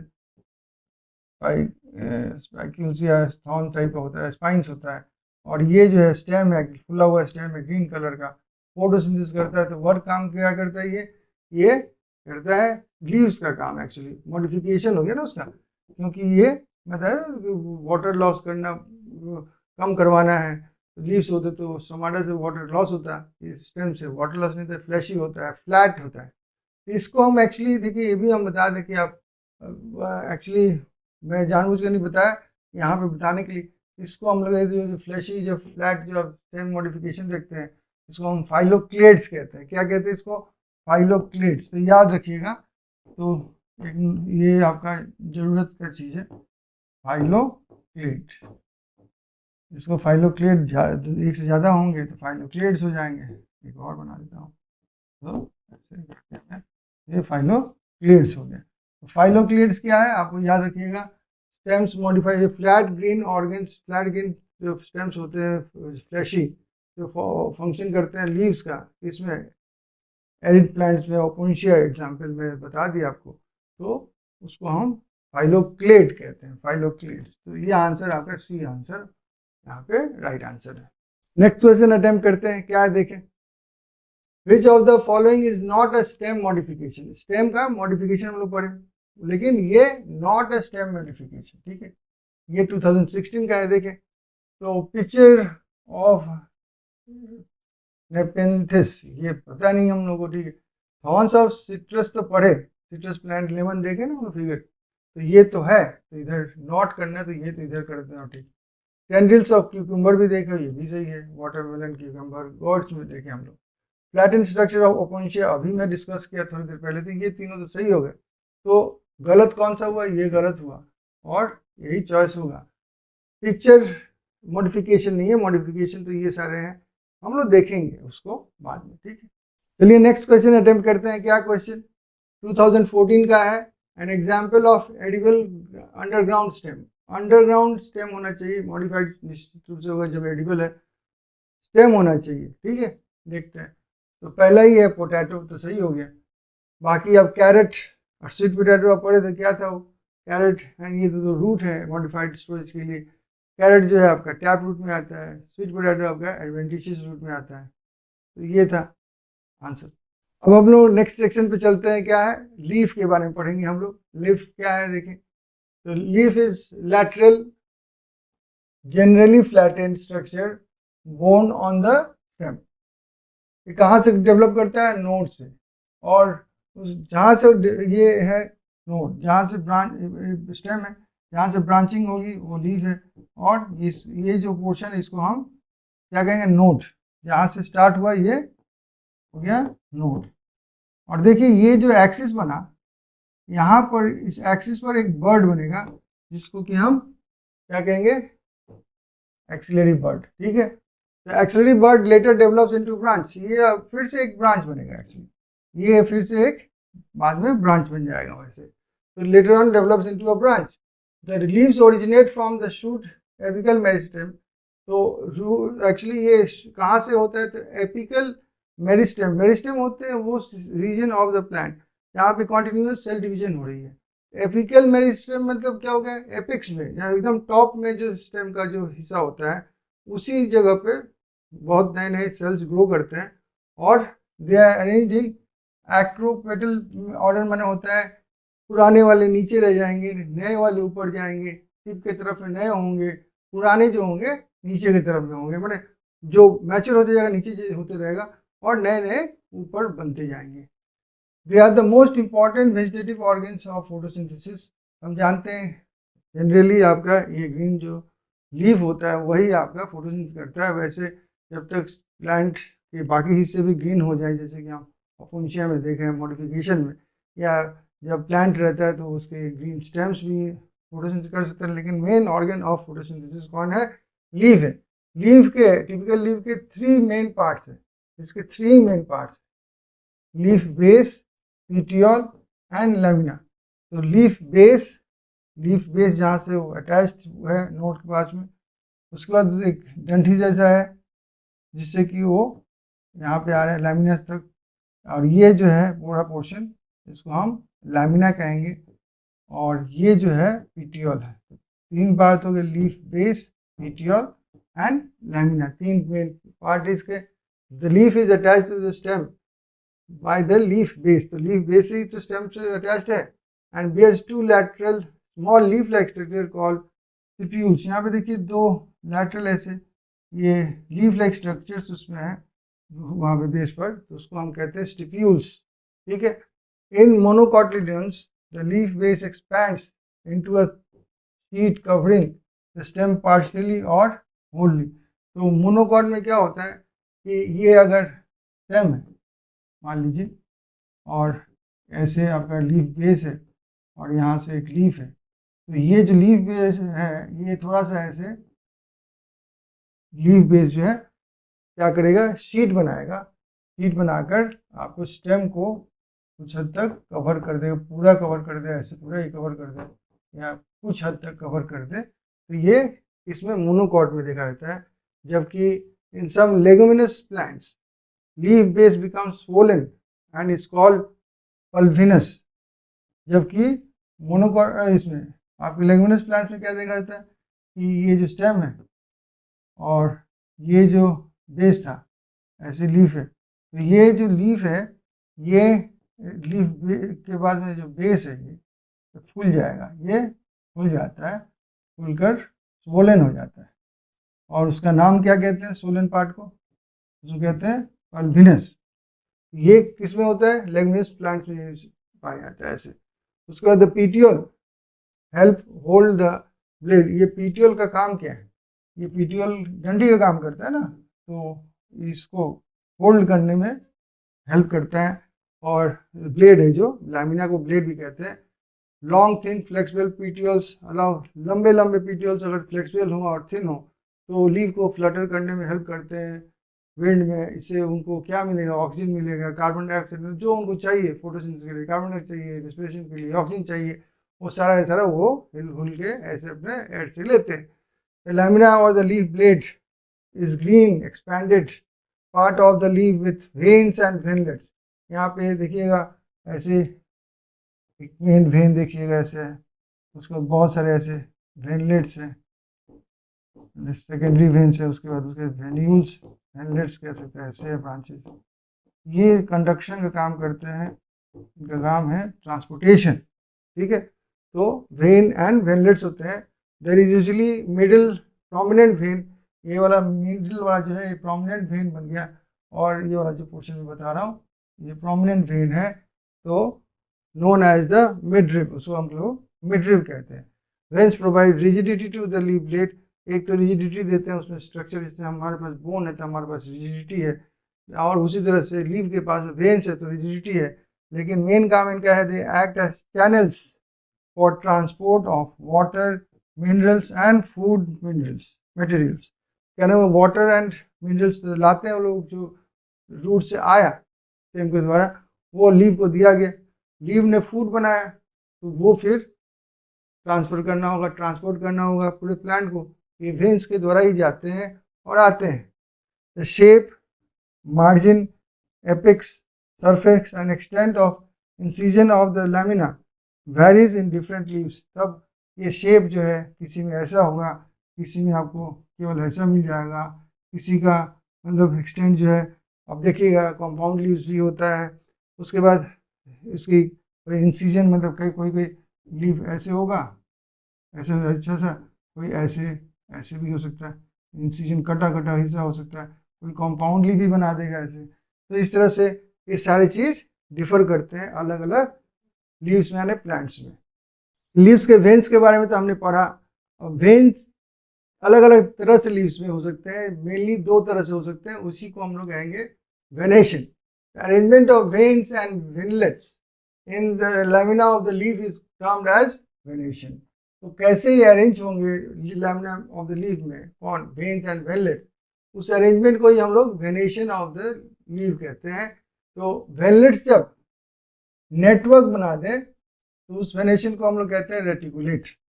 तो आप इस तरह का देखिए, देखिए मिड रिब है या मिड वेन है, और उसके बाद यहाँ पे ब्रांच है, ठीक है, और उसके बाद देखिए यहाँ पर ऐसे ये साइड ऐसे ब्रांचेस है। उसके बाद देखिए इन ब्रांचेस में फिर ऐसे देखिए बहुत सारे नेटवर्क ऐसे बहुत सारे नेटवर्क पूरा छाया हुआ है ऐसे नेटवर्क, ठीक है, इधर उधर ऐसे पूरा नेटवर्क है। ये आप पीपल के पेड़ में देखोगे ऐसा। तो ये जो है आपका देख लीजिए, तो यहाँ पे आपके बुक का ये ड्राइंग है लेकिन उतना क्लियर नहीं है, इसलिए मैंने एक आपको डायग्राम यहाँ पे, रेटिकुलेट वेनेशन कहते हैं इसको, रेटिकुलेट वेनेशन ये है, ये रेटिकुलेट वेनेशन है। और दूसरा है when the when run parallel to each other within a lamina, the venation is termed as parallel venation. तब देखिए यहाँ पे वेन मिड वेन तो है, उसके बाद देखिए यहाँ पे बाकी जो साइड वाले जो वेन्स हैं ऐसे एकदम straight parallel to each other ऐसे जा रहे हैं।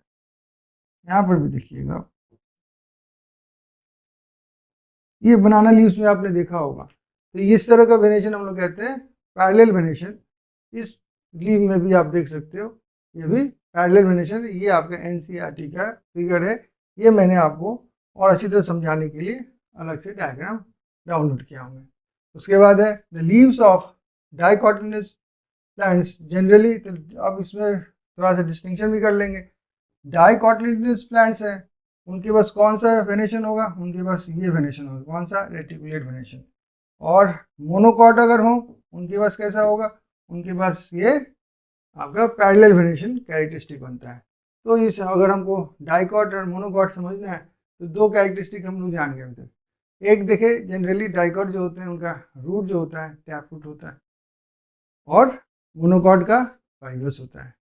सेकेंड हम लोग नया चीज़ और देखें कि वेनेशन भी देख सकते हैं कि डाइकॉट जो प्लांट्स हैं उनके रेटिकुलेट वेनेशन है, और मोनोकॉट जो है उनके पैरेलल वेनेशन। इस तरह से इनको संग्रह करना पड़ता है पॉइंट्स को, ताकि आप एक साथ में क्वेश्चन किया जाए तो कभी भी आप जल्द से जवाब दे दें। अब जैसे मैंने कहा कि ब्लेड लीव का अलग अलग हो सकता है, इंसिजन उसका हो सकता है, शेप अलग हो सकता है, तो टाइप्स ऑफ लीव्स तो अलग हो जाएंगे। फिर हम लोग टाइप्स ऑफ लीव्स देखते हैं, मेनली कितने प्रकार के हो सकते हैं, तो दो में बांट सकते हैं। एक तो सिंपल लीव। सिंपल लीव में क्या होगा, लैमिना इज इंटायर, एंड अगर वो इंसाइज भी है, incision do not touch the midrib. मैंने एक बनाया था ऐसे कि मैंने ऐसे लिया, एक लीव बना दिया ऐसे, तो ये हो गया आपका लैमिना इज क्या इंटायर हो गया। दूसरा एक लीव मैं लेता हूँ ऐसे, और मैं ऐसे कर देता हूँ। देखिए ये कटाव है ना, यहाँ पे कट गया ना, जैसे भीतर भीतर कटा हुआ है, ऐसा समझिए, कटा हुआ है, कटा हुआ है ऐसा। लेकिन ये इंसिजन जाके टच नहीं कर रहा, मेन जो मिड रिब है उसको नहीं टच कर रहा है। तो अगर नहीं टच कर रहा है मिड रिब को, तो इस तरह के हम कहेंगे सिंपल लीव्स। तो ये एक सिंपल लीव है, देखिए यहाँ पे लैमिना एकदम इंटैक्ट है, ठीक है, लैमिना या ब्लेड मिड रिब आप देख रहे हो। तो ये सिंपल लीव का एग्जाम्पल है, एग्जाम्पल नहीं डायग्राम है। उसके बाद when incision of the lamina reach up to the midrib breaking it into number of leaflets. यहाँ पे देखिए अब ऐसे हो गया, एक्चुअली ये वाला केस में बनाया था। अब ऐसे अगर सोचा जाए कि एक गया कट गया ऐसे आके, फिर उठा कट गया यहाँ पे आके, फिर उठा यहाँ पे कट गया, फिर उठा यहाँ कट गया, फिर उठा यहाँ पे कट गया आगे, फिर उठा यहाँ पे आगे कट गया, फिर उठा यहाँ पे आगे। ये क्या कट जा रहा है, रिब मिड रिब से टच कर जाती है। इस तरह का लीव देखिएगा तो इसको हम लोग कहेंगे कॉम्पाउंड लीव। क्या है ये, तो कॉम्पाउंड लीव इसको कहते हैं। A bud is present at the axil of the petiole in both simple and compound leaf, but not at the axil of the leaflets of compound leaf. अब देखिए यहाँ पे आप देख रहोगे कि एक पीटियोल है ये, और पीटियोल के एकदम यहाँ पर क्या होगा आपका, सिंपल है कंपाउंड लीफ दोनों, तो एक्सिल पर आप क्या पाओगे, एक बर्ड पाओगे। क्या पाओगे, और बर्ड इज प्रेजेंट, यहाँ पे एक बर्ड होगा, ठीक है, जो कि फिर एक्सिलरी बर्ड है, एक्चुअली वो ब्रांच बनने वाला है। यहाँ पर भी आप पाओगे, ठीक है। तो मेन रिब तो ये है, मिड रिब ना, उसका नाम दूसरा पड़ जाता है, लेकिन मेन रिब तो यही है। तो मेन रिब के बेस पर दोनों के पास में है। लेकिन लीफलेट, ये लीफलेट है, लीफलेट के जब ब्रांचिंग हो रही है वहाँ पर आप सोचेंगे पीटियोल के पास में वो जड़ पे वहाँ पे बेस पर आपका कोई बर्ड होगा, तो नहीं होगा। ये तो एक सिंपल में कॉम्पाउंडेड लीफ बताया, लेकिन कॉम्पाउंड लीफ भी दो तरह के होते हैं, और उसके बारे में हम लोग पढ़ते हैं। एक है पिनेटली कॉम्पाउंड। तो पिनेटली कॉम्पाउंड का मतलब हो गया एक कॉमन रैचिस या मिड रिब जो आप रैचिस कहलाएगा, और ऐसे लीव्स निकले हुए हैं, इसको हम लोग कहेंगे पिनेटली कॉम्पाउंड लीफ इसको। तो ये नीम के पेड़ पत्ता आप देखे होंगे, नीम का पत्ता ऐसे ही कुछ देखने में होता है, ये पिनेटली क्या होता है, कॉम्पाउंड लीफ का एग्जाम्पल है। यहाँ पे मिड रिब को क्या कहते हैं, रैचिस कहते हैं, मिड रिब को यहाँ पे रैचिस नाम दे देते हैं। और एक होता है पामेटली या पालमेटली कहते हैं, लेकिन पामेटली इसको कहेंगे। पाम होता है ना, तो पाम PALM, जैसे पाम है ना हमारा, पाम ऐसे, तो पाल्म तो नहीं कहते हैं, पाम कहते हैं। तो वही हो गया पामेटली कंपाउंड लीव। तो leaflets attached at a common point at the tip of the petiole as in silk cotton। तो सिल्क कॉटन एग्जाम्पल पे मैं लिख देता हूँ, ये हो गया नीम, यहाँ पे पीप, ये मैंगो लिख सकते हैं, बैनियन लिख सकते हैं, पीपल लिख सकते हैं, ये सब एग्जाम्पल इसके सिंपल के। और यहाँ पे क्या है, सिल्क कॉटन, सिल्क कॉटन। इसमें देखो पाम की तरह मतलब सारे फिंगर्स आके, ये जो है टिप ऑफ द पीटीओल, ये पीटीओल आपका है टिप ऑफ द पीटीओल, एक ही पॉइंट पर से एक लीव यहाँ पे निकला, एक लीव यहाँ पे निकला, एक लीव यहाँ पे निकला, एक लीव यहाँ पे निकला, एक यहाँ पे, एक यहाँ पे, एक ही पॉइंट से एक ही पॉइंट से लीव्स तैयार हुए। ब्रांच मैंने स्ट्रेट मिड ड्रिप नहीं दिखा, मिड ड्रिप इसका है ही नहीं एक्चुअली। पीटीओल एंड हुआ, टिप ऑफ द पीटीओल पे आया, वहीं से लीव्स निकला शुरू हो गए। ये था आपका पामेटली कंपाउंड, जो कि कॉमन पॉइंट है the tip of the petiole पर अटैच द लीव्स सारे के गुच्छे के रूप में। और ये एग्जाम्पल इसका है सिल्क कॉटन। नेक्स्ट हम लोग पढ़ने वाले हैं phyllotaxy, that is arrangement of leaves. क्या है? Phyllotaxy is the pattern of arrangement of leaves on the stem और branch. This is usually of 3 types, alternate, opposite and whorled. तो फाइलोटैक्सी का मतलब कैसे एक ब्रांच है, ब्रांच के ऊपर कैसे लीव्स अरेंज हो रहे हैं। मैंने कहने मतलब कि नोट्स से तो लीव्स निकलेंगे ना ब्रांच के, तो नोट्स से लीव तो निकलेंगे, लेकिन वो एक पर्टिकुलर पैटर्न से निकलते हैं। जैसे इस प्लांट में देखिए, तो यहाँ पे ये नोड है, ठीक है, यहाँ से देखिए एक लीव निकला हुआ है, एक लीव यहाँ पे, एक लीव इधर, उसके ऑपोजिट एक लीव निकला हुआ है। फिर वैसे तो यहाँ पे एक लीफ निकला हुआ है, उसके ऑपोजिट में एक लीफ निकला हुआ है। यहाँ पे देखिए एक ऑपोजिट, यहाँ पे एक लीफ, उसका ऑपोजिट इधर। और बीच में क्या है, इंटरनोड है। बीच में क्या रहता है, ये तो नोड हो गया, नोड, नोड, ये नोड यहाँ से लीफ निकला, और ये बीच का हिस्सा जो है, बीच का हिस्सा, इसको हम लोग कहेंगे इंटरनोड, इंटरनोड, ठीक है, ये भी इंटरनोड है, इंटरनोड। अब इसको देखिए, यहाँ पे देखिए नोड है, नोड से लीव निकला, लेकिन यहाँ पे कोई लीव है ऑपोजिट में नहीं है। अब देखिए जैसे हम थोड़ा दूर जाएंगे, मैं इंटरनोड के बाद में फिर नोड आएगा, उसके ऑपोजिट साइड में एक लीव निकला, फिर ऊपर जाएंगे तो उसके ऑपोजिट साइड में एक लीव निकला, फिर उसके अल्टरनेटली एक बार इधर एक बार इधर, इसको हम कहते हैं क्या, अल्टरनेट, इसको अरेंजमेंट कहेंगे। एक और देखिए यहाँ पे एक नोड, यहाँ पे यहीं से एक लीव इधर निकला हुआ, एक इधर निकला हुआ, इधर निकला हुआ, इधर निकला, और भी लीव्स निकल सकते हैं। एक ही पॉइंट से बहुत सारे लीव्स, फिर इंटरनोड का हिस्सा आ गया, फिर नोड का हिस्सा, वहाँ पे एक लीव इधर, एक लीव इधर, इस तरह का वोल्ड बनाते हैं, वोल्ड गुच्छा बना लेते हैं। तो 3 तरह के अरेंजमेंट्स हमने देखा, एक देखा ऑपोजिट, अल्टरनेट, उसके बाद और वोल्ड अरेंजमेंट। तो फाइलोटैक्सी में, फाइलोटैक्सी क्या है, is arrangement, pattern of arrangement of leaves on the stem or branch. This is usually of 3 types, alternate, opposite and volt. In alternate, a single leaf arises at each node in alternate manner. Examples आपको याद करने होंगे।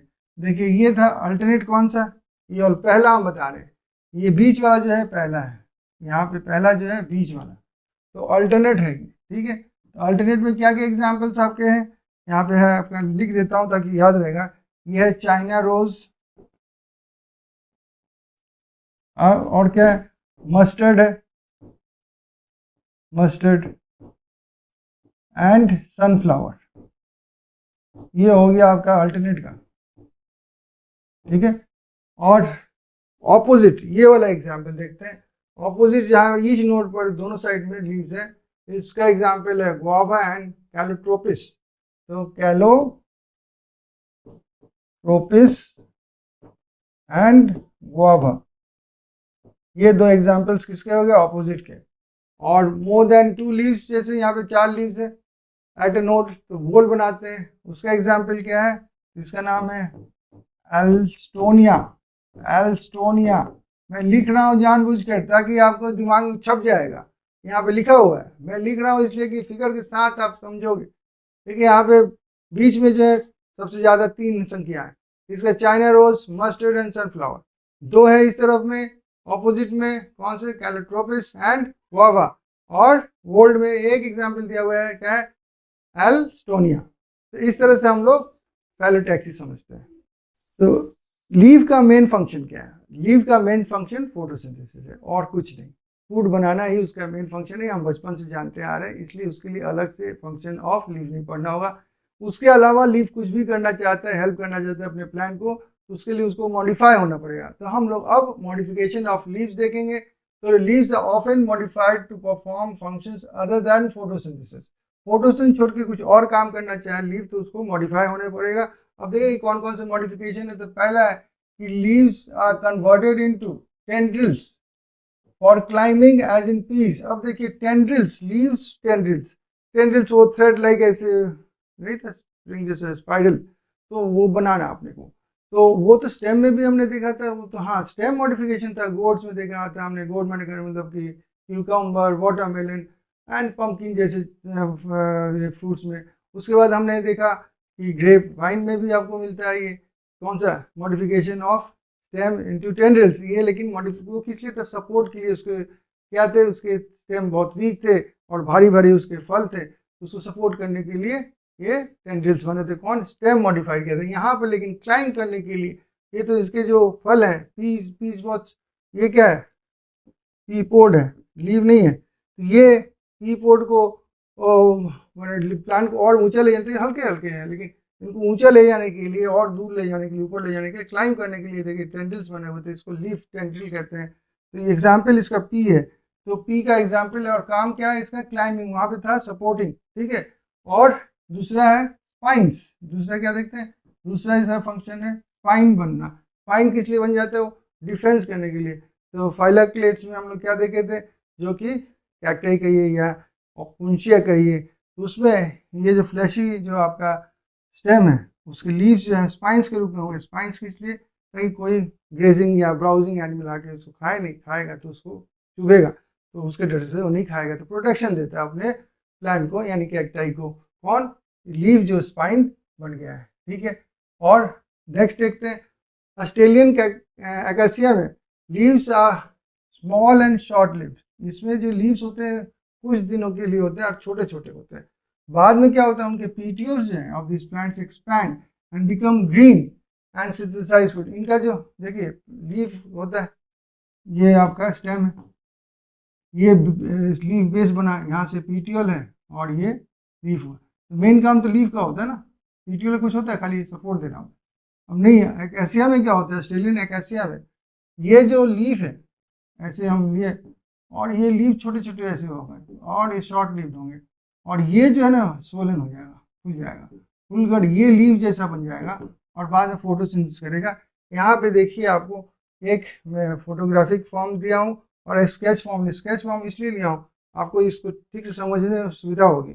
देखिए यहाँ पे क्या हो रहा है कि लीफ, देखिए लीफलेट्स हैं, छोटे छोटे लीव्स हैं, ये शॉर्ट लिव्ड होंगे, और ये जो हिस्सा जो है ये पीटियोल है।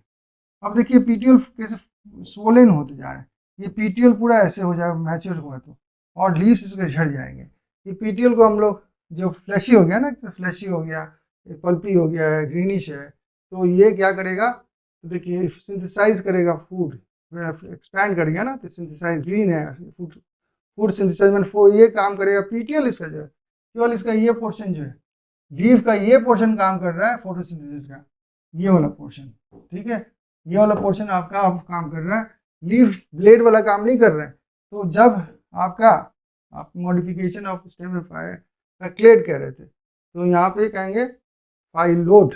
फाइलोड जो है ये मॉडिफिकेशन जो हुआ पीटीओल का, इसको हम फाइलोड कहते हैं, ठीक है। ये दिमाग में रखिएगा। यहाँ पर भी आप देख पा रहे हो कि अब समझ में आएगा। देखिए ये जो आप देख रहे हो लीव जैसा चीज, ये लीव नहीं है, लीव तो ये है, ये है लीव्स, इसके टिप पर जो है ये सूख के गिर जाएंगे और ये ऐसे मैच्योर बन के ऐसे बन जाएगा या ऐसे बन जाएगा, कोई बिना लीव का, लेकिन ये लग रहा लीफ है, लीव नहीं है, ये क्या है, पीटीएल है। तो ये चीज़ बुक में नहीं है, मैं समझाने के लिए दिया हूँ। उसके बाद है सर्टेन इंसेक्टिवोरस प्लांट्स के लीव्स जो हैं, जैसे पिचर प्लांट हो गया या वेनस फ्लाई ट्रैप हो गया, वो भी मॉडिफाइड लीव्स ही है। यहाँ पे देखिए ये मॉडिफाइड लीव्स, मॉडिफाइड पिचर लग रहा है ना, पिचर जैसा लग रहा है, पिचर समझते हैं, घड़ा कहिए या कलसी कहिए, तो उसमें क्या ये देखिए ढक्कन उसका है, जैसे कोई लीफ इस ढक्कन के भीतर में आगे कुछ माने जैसे इसमें वो लोग नेक्टर रखते हैं, तो कोई इंसेक्ट आगे जैसे खाने के लिए घुसा तो उस फ्लैप को बंद कर देंगे और उसको मार डालेंगे, मार के हजम कर लेंगे। तो इसको कहते हैं हम लोग इंसेक्टिवोरस, कार्निवोरस हो गया ना ये लोग प्लांट्स। पीचर प्लांट एग्जाम्पल है, उससे जो वेनस आपका फ्लाई ट्रैप है, यहाँ पे देखिए इसके ऐसे होते हैं, ऐसे बंद कर देंगे अपने को और इंसेक्ट को। ये वेनस फ्लाई ट्रैप हो गया, ये हो गया आपका पिचर प्लांट। ये थे मॉडिफिकेशंस ऑफ लीफ। अब लीफ के बारे में तो हमने सीख लिया, पीवाई क्विज करते हैं, कुछ समझे क्वेश्चंस कर पाते कि नहीं देखे। तो identify the correct set of statements of, ये 2022 का है। यहाँ पे कुछ स्टेटमेंट्स दिए हैं, देखिए ABCDE, इसमें से कुछ राइट है और करेक्ट वाले को ही आपको चूज करना है। यहाँ पे ऑप्शंस दिए हुए हैं, आपको इसमें बताना है कौन से सही है। तो पहला लिख रहा है क्या कि the leaflets are modified into hard thorns in citrus and bougainvillea, तो ये गलत बोलना है, तो ये गलत हो गया है, ठीक है। ये स्टेम का है मॉडिफिकेशन, ठीक है। अच्छा, axillary birds form slender and spirally coiled tendrils in cucumber and pumpkin, तो ये तो है ठीक है, एक्सिलरी बर्ड, ठीक है, स्टेम्स का हो गया, ये तो सही हो गया। Stem is flattened and fleshy in opuntia and modified to perform the function of leaves, हाँ फोटोसिंथेसिस करता है, ठीक है। उसके बाद rhizophora shows vertically upward growing roots that help to get oxygen, हाँ निमेटोफोर्स के बारे में बात कर रहा है, तो ये सही है। उसके बाद सब aerially growing stems in grasses and strawberry help in, यह क्या कहते हैं, हेल्प इन वेजिटेटिव प्रोपगेशन, सही है। स्ट्रॉबेरी ये भी मॉडिफिकेशन है, तो हम लोग रनर्स जिसको कहते हैं। तो ये सारे चार सही हो गए, ए गलत, तो यानी कि BCDE, तो BCD लास्ट ऑप्शन में डी ऑप्शन आपका राइट ऑप्शन हो गया। नेक्स्ट क्वेश्चन देखते हैं क्या है। नेक्स्ट क्वेश्चन है कि leaves become modified into spines in, किसमें स्पाइन्स किसमें बनता है। तो देखिए मैंने कहा था ओपोन्शिया, मैंने कहा था ना जिसको कैक्टाई लिखा हुआ था, कैक्टाई लिखा हुआ था, याद होगा आपको। तो ओपोन्शिया कैक्टाई सेम थिंग है, उसमें स्पाइन्स हो जाता है, तो ये सी ऑप्शन आपका सही हो गया। अब देखते हैं कि व्हाट इज इनफ्लोरेसेंस। तो पहले नंबर व्हाट इज फ्लावर देखें, तो अ flower is a modified shoot wherein the shoot apical meristem changes into floral meristem। अब देखिए एक शूट है, ये मान लीजिए यहाँ ब्रांचेस हैं, ऐसे ब्रांचेस हैं, लीव्स निकले हुए हैं या ब्रांचेस हैं, ये एपिकल उसका मेरिस्टम कहलाएगा। यहाँ से वो फिर डिविजन्स होंगे यहाँ पे, और ये बढ़ेगा, फिर यहाँ से ब्रांचेस निकलेंगे और ये इंटरनोड हो जाएगा, फिर यहाँ पे एपिकल बढ़ेगा और इधर आपके लीव्स बनेंगे, फिर ये इधर लीव्स बनेंगे, और ये एपिकल मेरिस्टम जो है डिवाइड करके आगे बढ़ते जाएगा ऐसे। तो ये आप क्या देख रहे हो यहाँ पे, एपिकल मेरिस्टम, यहाँ पे एपिकल बर्ड होगा जो कि बढ़ते जाएगा। तो ये देखिए यहाँ पे आपको क्या मिल रहा है, यहाँ पे आपका नोड और बीच में एक इलोंगेटेड पोर्शन जिसको हम इंटरनोड कहते हैं, ठीक है। अब फ्लोरल मेरिस्टम में चेंज होगा तो क्या होगा इसमें खासियत, तो ये आपका टाइम यहाँ तक तो आया, यहाँ पे आने के बाद में आप उसका जो मेरिस्टम है वो फ्लोरल मेरिस्टम है, यहाँ पे क्या होगा, उसका नोड है, ये नोड से लैटरल एपेंडिज निकल गया, उसके बाद अभी उसका जो ये जो इंटरनोड है एक तरह से गायब हो जाएगा, थोड़ा सा चलेगा और फिर एक लैटरल ऐसे अपेंडिज बोल्ड के रूप में निकाल देगा, फिर चलेगा नहीं, मतलब नोड के ऊपर नोड बैठते जाएगा और इस तरह से ऐसे वो ऐसे बहुत सारे अपेंडिजेस कैलिक्स कोरोला बनाते जाएगा।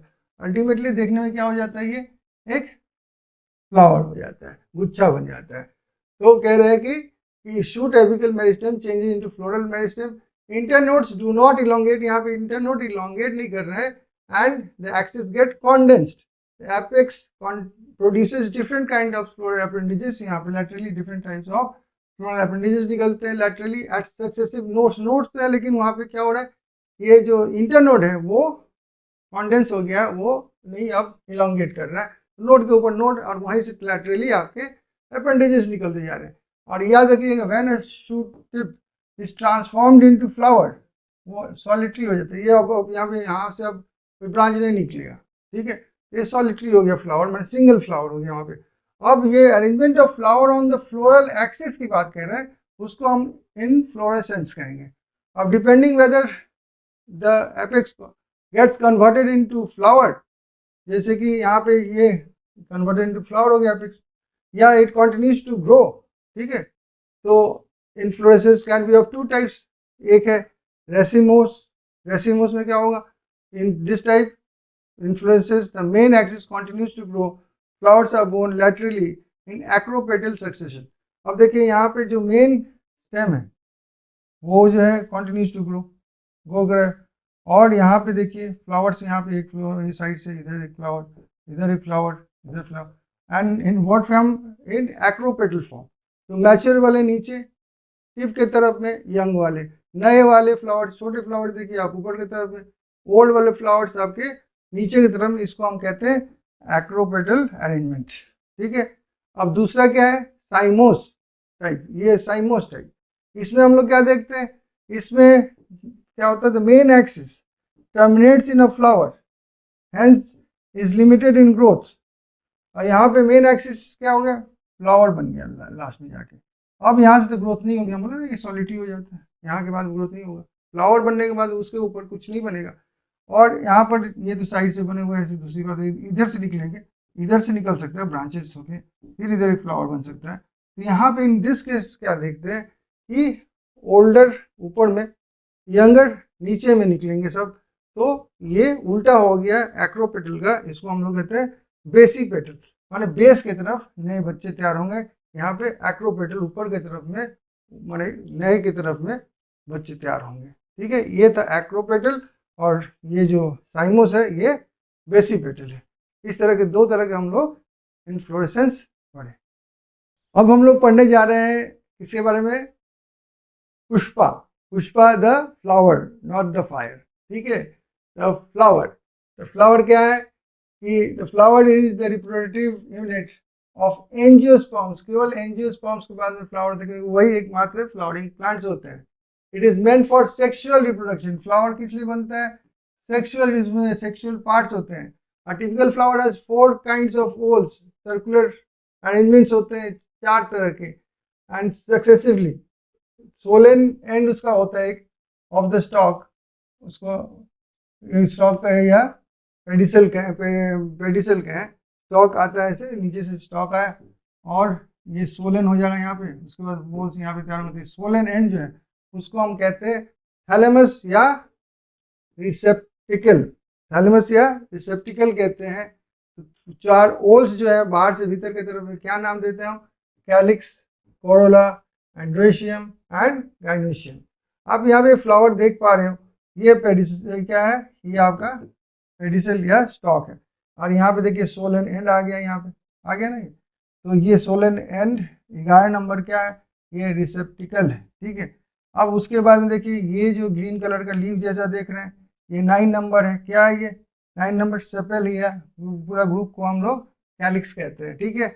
उसके बाद कलरफुल पार्ट आप देख रहे हैं पेटल्स हैं, तो पेटल्स को हम लोग कंबाइन फॉर्म में क्या कहते हैं, हम लोग कोरोला कहते हैं। उसके बाद आप देख रहे हो यहाँ पे 5 6 देखिए, 5 है आपका एंथर एंड 6 क्या है फिलामेंट, दोनों मिला के आपका बनते हैं स्टेमन, और ये सारे के स्टेमन मिलकर क्या बनाते हैं, एंड्रोशियम या मेल रिप्रोडक्टिव ऑर्गन बनाते हैं। उसके बाद हम लोग देखते हैं 1 2 3, तो 1 2 3 क्या है, ovary, style and stigma, ovary, style and stigma, और पूरा मिलकर हम क्या कहते हैं, उसको पिस्टल कहते हैं, जो कि फीमेल रिप्रोडक्टिव ऑर्गन है उसका। और उसके भीतर में आपको ओव्यूल्स मिलेंगे ओवरी के भीतर, ठीक है। तो ये था आपका एक फ्लावर का फिगर जो कि आपको समझना चाहिए। तो in some flowers like lily, ठीक है, in some flowers like lily, calyx and corolla are not distinct and termed as perianth. कभी कभी क्या होता है, ये जो बाहर का जो सेपेल है और पेटल है, यानी कि हम कह सकते हैं कैलिक्स एंड कोरोला है। ये क्या होता है, अलग अलग नहीं होते हैं, मैंने जैसे कि एक वोल दूसरा वोल नहीं, एक साथ में फ्यूज एक तरह से हो जाते हैं। तो उनको हम देखिए, यहाँ पे देखिए ये आप ब्लैकिश देख रहे हैं, वही चीज देखिए भीतर में व्हाइटिश दिख रहा है, एक ही चीज है। ऐसे है मेरा पाम जैसे ना, ये डीप कलर है और ये लाइट कलर है, इधर हो गया आपका सेपेल, इधर हो गया आपका पेटल। ठीक से ख्याल कीजिए, ये देखिए व्हाइट लाइन आप आउटलाइन देख पा रहे होंगे, तो ये व्हाइट आउटलाइन है भीतर में, और नीचे में आप देखिए ग्रेइश कलर है। तो ये बाहर की तरफ में आपको सेपेल का काम कर रहा है, भीतर की तरफ में लेयर के वो पेटल काम कर रहे हैं। दोनों को मिलाकर हम क्या कहते हैं, टेपेल कहते हैं। क्या कहते हैं, टेपेल कहते हैं। और ये कॉम्बिनेशन को क्या कहते हैं, पेरियंथ, पेरियंथ कहते हैं। When a flower has both androecium and gynoecium, यहाँ पे बोथ एंड्रोशियम एंड गाइनीशियम है, तो उसको हम कहते हैं बाइसेक्सुअल, या चारों बोल्स हैं तो उसको हम लोग कंप्लीट फ्लावर कहते हैं। और अगर एक कोई मिसिंग है, या खाली स्टेमेन है, माने करें स्टेमेन खाली है, या फिर केवल आपका पिस्टल या कार्पेल्स है, तब माने करें या तो फीमेल रिप्रोडक्टिव ऑर्गन है या मेल रिप्रोडक्टिव ऑर्गन है, तो उसको हम क्या कहेंगे, उसको कहेंगे यूनिसेक्सुअल। क्या कहेंगे, यूनिसेक्सुअल फ्लावर। ये था फ्लावर का एक इंट्रोडक्शन। अब हम लोग फ्लावर के सिमिट्री के बारे में पढ़ेंगे। सिमिट्री आप जानते हो, पढ़े हैं हम लोग एनिमल्स में कि रेडियल सिमिट्री, उसके बाद बाकी सब हम लोग पढ़े, जो कि हम लोग यहाँ पे डिस्कस करेंगे। तो देखते हैं इसमें भी, फ्लावर्स में भी आपको सिमिट्री मिलते हैं।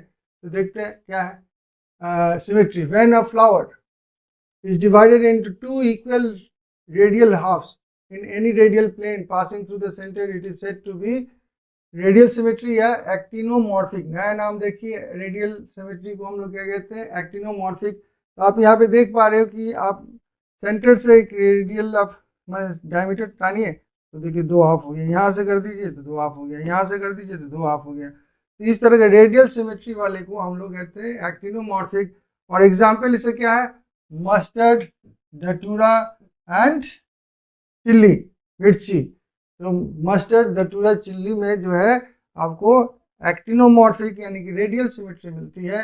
Where it is divided into two similar halves only in one particular vertical plane, it is called zygomorphic. तो ये तो बाइसिमेट्री कह सकते हैं इसको, एक ही जगह से काट सकता है। तो जैसे ये वाला फ्लावर यहाँ से काटोगे तो 2 इक्वल हाफ्स में, जैसे हम लोग बाइसिमेट्रिकल हैं, हम लोग केवल एक प्लेन में ही कटेंगे तो 2 इक्वल पार्ट्स में होंगे। उसी तरह से जिग्मोमॉर्फिक भी जो होते हैं, केवल एक ही प्लेन ऐसा जगह होगा, पर्टिकुलर वर्टिकल प्लेन, जहाँ के काटने पर वो 2 सिमिलर हाफ्स में बनेंगे। इसको हम लोग कहते हैं जाइगोमॉर्फिक। क्या कहते हैं, जाइगोमॉर्फिक, इसको कहते हैं जाइगोमॉर्फिक। और एग्जाम्पल इसका क्या है, इसके हैं पी, गुलमोहर, बीन एंड कासिया। क्या, पी, गुलमोहर, बीन एंड कासिया। कासिया में सर्कल इसलिए किया, एक थोड़ा ऑड नेम है तो दिमाग में रखना होगा। तो ये कहता है जाइगोमॉर्फिक।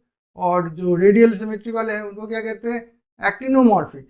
अब चलते हैं तीसरा तरह। तो जैसे कि हमने स्पॉन्जेस में देखे थे असिमेट्रिक था, एनिमल्स में जो थे वही फ्लावर्स में देख रहे हैं। यहाँ पर भी असिमेट्रिक फ्लावर्स हो सकते हैं, जो कि किसी भी प्लेन से काटने से वो कभी भी 2 इक्वल हाफ्स में नहीं बटेंगे। तो उसका ही ये जो एग्जाम्पल है ये असिमेट्रिकल का है।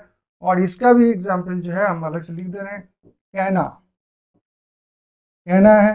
और इसका कासिया, कासिया तो है, साथ में इसके और भी है, लेकिन मैं जिनको नोट करने की बात है, कासिया और अब क्या है, पी, गुलमोहर, बीन, कासिया, ये तीनों हैं जाइगोमॉर्फिक। मस्टर्ड, डटूरा एंड चिल्ली है आपका एक्टिनोमॉर्फिक। असिमेट्रिकल क्या है, कैना। एकमात्र एग्जाम्पल आपको कैना दिया हुआ है।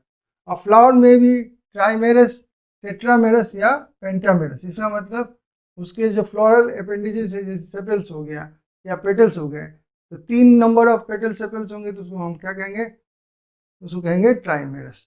अगर उसके सेपल पेटल्स कोई भी, अब देखिए कोई भी हो सकता है उसमें दोनों से, तो अगर उसमें 4 हैं तो उसको कहेंगे टेट्रामेरस। अगर 5 उसके हैं पेटल्स को पकड़ के चलिए तो पेट्रामेरस। यहाँ पे देख पा रहे हैं पेटल्स को एग्जाम्पल के हिसाब से में, देखिए यहाँ पे 3 पेटल्स वाला है, ये क्या है, ट्राइमेरस है। यहाँ पे आप देखोगे 4 पेटल वाला है तो ये टेट्रामेरस है। यहाँ पे देखिए 1, 2, 3, 4, 5 पेटल वाला है ये पेंटामेरस फ्लोरल अपेंडेजेस जिसके हैं, तो 3, 4, 5 अगर हैं, 3 वाले को हम ट्राइमेरस कहेंगे, 4 वाले को हम टेट्रामेरस कहेंगे, एंड 5 वाले को हम कहेंगे पेंटामेरस।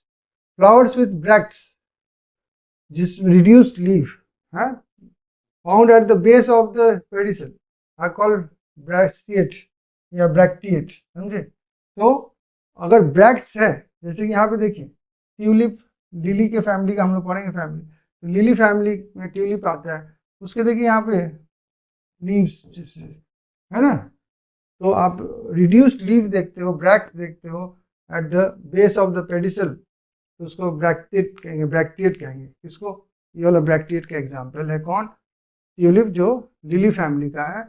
उसी तरह से आप देखिए यहाँ पे देखिए ये पेडिसल है, ये हो गया आपका पेडिसल, ठीक है। यहाँ पे देखिए कोई लीफ नहीं है, दूसरा एक ब्रांच है वहाँ से लीफ निकल रहा है, ठीक है। तो यहाँ पर ब्रैक्ट मिसिंग है, रिड्यूस्ड लीफ नहीं है। तो जब विदाउट ब्रैक्ट हो जाए बेस, तो उसको हम कहेंगे ई ब्रैक्टिएट। ई ब्रैक्टिएट का एग्जाम्पल है धतूरा। अब धतूरा मैंने यहाँ पर भी लिखा है, धतूरा मैंने इसको भी कहा। ये दो अलग अलग बातें हैं। इसके फ्लावर के बारे में देखिए तो ये रेडियल सिमेट्री है, उसकी बात हम नहीं कर रहे। यहाँ पे ब्रैक्ट नहीं है, ये ई ब्रैक्टिएट, समझ में आ गया। और ये ब्रैक्टिएट है कौन, लिली फैमिली का, कौन, ट्यूलिप। इसके पास देखिए यहाँ पे reduced leaf base of the pedicel में मिल रहा है आपको। अब हम लोग देखने वाले position of floral parts on the thalamus. देखिए क्या है, तो based on the position of calyx, corolla and androecium in respect of या in respect to the ovary, ovary की तुलना में देखेंगे इन तीनों को ऑन द थैलेमस, दोनों सभी तो थैलेमस के ऊपर होंगे, ओवरी होगा और ये तीनों क्या है, कैलिक्स, कोरेला एंड एंड्रोशियम, इनका कंपैरिजन करेंगे ओवरी से। The flowers are described as hypogynous, perigynous and epigynous. एक एक को समझते हैं, उसके बाद बात को समझेंगे। तो इन हाइपोगाइनस गाइनस द फ्लावर क्या होगा, तो गाइनेशियम जो है ऑक्युपाइज, गाइनेशियम में क्या हो गया, ओवरी हो गया, क्या हो गया, gynoecium ovary occupies the highest position while other parts are situated below it. The ovary in such flowers is said to be superior, mustard, china rose and brinjal. ये आप फ्लावर देखिए, यहाँ पे देखिए ये है आपका थैलेमस, ठीक है। अब देख लो हाइट देखो यहाँ पे आपका ये आपका गाइनेशियम। अब बाकी लोगों का लेवल जो है जहाँ से निकल रहे हैं, ये निकला चाहे ये बना, ये लोग उससे लोअर रीजन से निकल रहे हैं। यहाँ पे आप अच्छी तरह से देख पा रहे हो, ये जो पोर्शन है ये आपका गाइनेशियम है, ठीक है, और बाकी लोग उसके नीचे से निकल रहे हैं। थैलेमस, ये थैलेमस है, थैलेमस से अटैच्ड है, सब लोग निकल रहे हैं, लेकिन ये सबसे ज़्यादा, इसका बेस जो है सबसे ऊंचा है, अटैच टू द थैलेमस। इस तरह को हम कहेंगे सुपीरियर क्या है, इसका ओवरी है, ओवरी इसका सुपीरियर है। और ये एग्जाम्पल क्या है इसका, मस्टर्ड, चाइना रोज एंड आपका ब्रिंजल। ये इस तरह से हम लोग इसको कहेंगे हाइपोगाइनस, हाइपोगाइनस। अब देखिए हाइपोगाइनस, हाइपो होना चाहिए क्या, ऊपर नहीं होता, हाइपो होना तो कम होता है, लेकिन याद रखें हाइपोगाइनस बाकी लोगों को नीचे कर दे, दूसरे को बेइज्जत करे, उसको कहते हैं हाइपोगाइनस, ठीक है। उसके बाद है जब gynoecium is situated in the center and other parts of the flower are located on the rim of the thalamus, almost at the same level, it is called perigynous. The ovary here is called half inferior, plum, rose and peach. अब यहाँ पे देखिए ये यहाँ पे है, यहाँ से है ना, यहीं से सभी लोग निकले हुए हैं, ठीक से इसको यहाँ पे समझेंगे हम लोग। देखिए यहाँ पर ये दो आपको दिया हुआ है, बी एंड सी दोनों है पेरिगाइनस, ये यहाँ पे है, यहीं से आपके ये थैलेमस है ना, ये थैलेमस का पोर्शन, यहीं से आपके इसी लेवल से ये भी लोग निकले हैं सब। यहाँ पर भी देख लीजिए इसी लेवल से यहीं पर ये है और यहीं से ये लोग भी निकले हैं। तो इस तरह के हम लोग क्या कहेंगे, ये लोग इक्वल लेवल पे जब है तो ये अब धीरे धीरे इन्फीरियर हो रहा है, हाफ इन्फीरियर हुआ, ये कितना हुआ, हाफ इन्फीरियर। इसका एग्जाम्पल क्या है, प्लम, रोज एंड पीच। उसके बाद है एपीगाइनस, एपीगाइनस, एपीगाइनस फ्लावर्स क्या होते हैं, यहाँ margin of the thalamus grows upward enclosing the ovary completely. अब ये क्या हो गया, ये थैलेमस यहाँ पे चला आया, इसको पूरा इनक्लोज कर लिया। थैलेमस के ऊपर से, ये मैंने ओवरी के जो ये ओवरी है, ओवरी के ऊपर से बाकी सब पार्ट्स, कोरोला, कैलिक्स और एंड्रोसियम निकल रहे हैं। तो इस तरह को हम लोग कहेंगे एपीगाइनस। इसको कहेंगे एपीगाइनस, माने इसका मतलब है इसके ऊपर निकल रहे हैं जो लोग, तो उनको एपी कह रहे हैं। उसके नीचे से निकल रहे हैं उनको कह रहे हैं हम लोग हाइपो। यानी जो बाकी जो पार्ट्स उनका रेस्पेक्ट क्या है ओवरी का तुलना में, उसको हम लोग कह रहे हैं। यहाँ पे जो लोग क्या है, हाइपोगाइनस गाइनस है, माने गाइनेशियम के नीचे से। ये जो है क्या है, ये गाइनेशियम के ऊपर से निकले हैं लोग, माने थैलेमस के से निकले हैं लेकिन ऊपर से निकले, तो उसको एपीगाइनस कहेंगे। और पेरी माने क्या हो गया, दोनों बराबरी पर आ गए। ये न ऊपर निकला है ना नीचे निकला, दोनों बराबरी पर निकले। तो इस तरह का हम लोग अरेंजमेंट को हम लोग कहते हैं क्या, हाफ इंफीरियर ओवरी, या फिर कहेंगे इसको पेरीगाइनस, पेरीगाइनस कहेंगे इसको हम लोग, पेरीगाइनस कहेंगे। ये दोनों पेरीगाइनस है, ठीक है। तो अब देखिए एग्जाम्पल्स को हम लोग रिवाइज कर लेते हैं। तो हाइपोगाइनस के कौन कौन से एग्जाम्पल है, तो मस्टर्ड, उसके बाद चाइना रोज, उसके बाद ब्रिंजॉल, ब्रिंजॉल, ठीक है। नेक्स्ट इसका देखते हैं, इसका हाफ इंफीरियर वाले का, जो कि कहलाता है पेरीगाइनस। इसमें आ गया है आपका प्लम, उसके बाद रोज और पीच। इसका याद रखने के लिए बहुत इंपॉर्टेंट है कि देखिए मैं एग्जाम्पल बताया नहीं जानबूझकर, क्योंकि देखिए गुआवा लिखा हुआ, ठीक है, गुआवा, इसका क्या है, गुआवा, ठीक है। नेक्स्ट क्या है, क्यूकम्बर, क्यूकम्बर। और क्या लिखा हुआ है, यहाँ पे लिखा हुआ है ray florets of sunflower. Ray florets of sunflower में क्या होता है, सनफ्लावर एक फ्लावर कहते हैं ना, लेकिन एक्चुअली उसके फ्लोरेट्स होते हैं, बहुत सारे छोटे छोटे फ्लावर्स होते हैं, तो मिलकर एक फ्लावर बनाता है ना। तो रे फ्लोरेट्स जो है उसके जो है वो, उसमें जो ओवरी दिखता है वो क्या है, वो आपका यहाँ पे चला इंफीरियर हो गया है, माने इसके ऊपर से बाकी सब पार्ट्स निकले हैं। तो ray florets, ray florets of sunflower, ठीक है। ये हो गया आपका एग्जाम्पल ऑफ क्या, ये लास्ट वाला हम लोग किए एपीगाइनस। इस तरह से हम लोग क्या पढ़े कि arrangement of position of other floral parts with respect to the ovary on the thalamus. Flower तो हमने पढ़ लिया, फ्लावर के बाद फ्लावर के पार्ट्स ऑफ फ्लावर बाद में पढ़ेंगे। तो पहले फ्लावर के बारे में जितना हमने समझा उसका क्वेश्चन देखिए पी वाई क्विज में कर सकते हैं कि नहीं, तो देखते हैं। मैच द फॉलोइंग क्या है, 2023 का है, टाइप ऑफ फ्लावर दिया, एग्जाम्पल दिया। तो पहला है जाइगोमॉर्फिक, जाइगोमॉर्फिक और कैसिया दिया। देखिए मैं सर्किल किया था कैसिया को, तो कैसिया तो आपका हो गया, ए का 3 हो गया, ए का 3। इंटरेस्टिंग थिंग देखिए यहाँ पे और कोई A3 कहीं लिखा ही नहीं था, फर्स्ट चॉइस में ही हम बता सकते हैं डी यहाँ पे आंसर होगा। फिर भी हम कंफर्म करने के लिए बाकी सब करते हैं। हाइपोगाइनस, हाइपोगाइनस मस्टर्ड अभी हमने पढ़ा, हाइपोगाइनस मस्टर्ड है। पेरीगाइनस क्या है, प्लम है, ये भी देखा। और एपीगाइनस का तो क्यूकम्बर है, ये भी हम लोग देखा। इस तरह से ये चॉइस भी आपका मिल जाता है और आंसर बनता है इस तरह से सही। चलिए अगला क्वेश्चन अटेम्प्ट करते हैं, देखें इस पर क्या लिखा हुआ है। कह रहा है कि फ्लावर्स आर जाइगोमॉर्फिक इन, ये 2022 का है। मस्टर्ड, जाइगोमॉर्फिक बताना है, मस्टर्ड तो नहीं है। गुलमोहर, कासिया,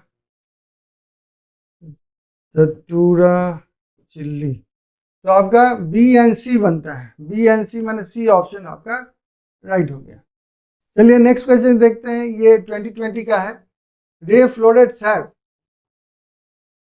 कौन सा होगा ओवरी, तो इंफीरियर ओवरी। रे फ्लोरेट्स के बारे में डिस्कस भी मैंने किया था, यहाँ बोला था कि सनफ्लावर जो होता है उसके बहुत सारे छोटे छोटे फ्लावर्स होते हैं, उसको रे फ्लोरेट्स कहते हैं, और वो रे के हिसाब से सर्कुलर फॉर्म में पूरा फ्लावर बनाते हैं sunflower.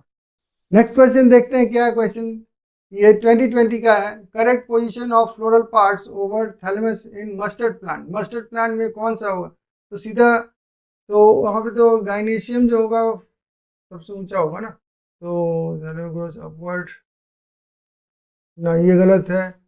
Magnesium is present in the center, other parts नहीं, गलत है। Situated in the center, other parts are located other नहीं है। Magnesium occupies the highest position while other parts are situated below it। यही है mustard plant होने का मतलब, सही आंसर यही होगा, हाइपोगाइनस कहते हैं ना उसको। तो इस तरह से ये वाला बात सही हो जाएगा। तो इसी के साथ आज का क्लास समाप्त होता है। ये जो फ्लावरिंग प्लांट्स का जो चैप्टर है जारी रहेगा, ज्वाइन कीजिएगा नेक्स्ट क्लास में ज़रूर, इंटरेस्टिंग होगा जिस तरह आज था। और ये चीज़ मत भूलिएगा, लाइक शेयर एंड सब्सक्राइब करना है डेस्टिनी जीत को, क्योंकि यही हमको ऊर्जा देती है। और एक चीज़ हमेशा याद रखिए, जो मैं हमेशा कहता हूँ, क्या, डेस्टिनी जीत के साथ पढ़ते रहो, कामयाबी की ओर बढ़ते रहो। Thank you very much.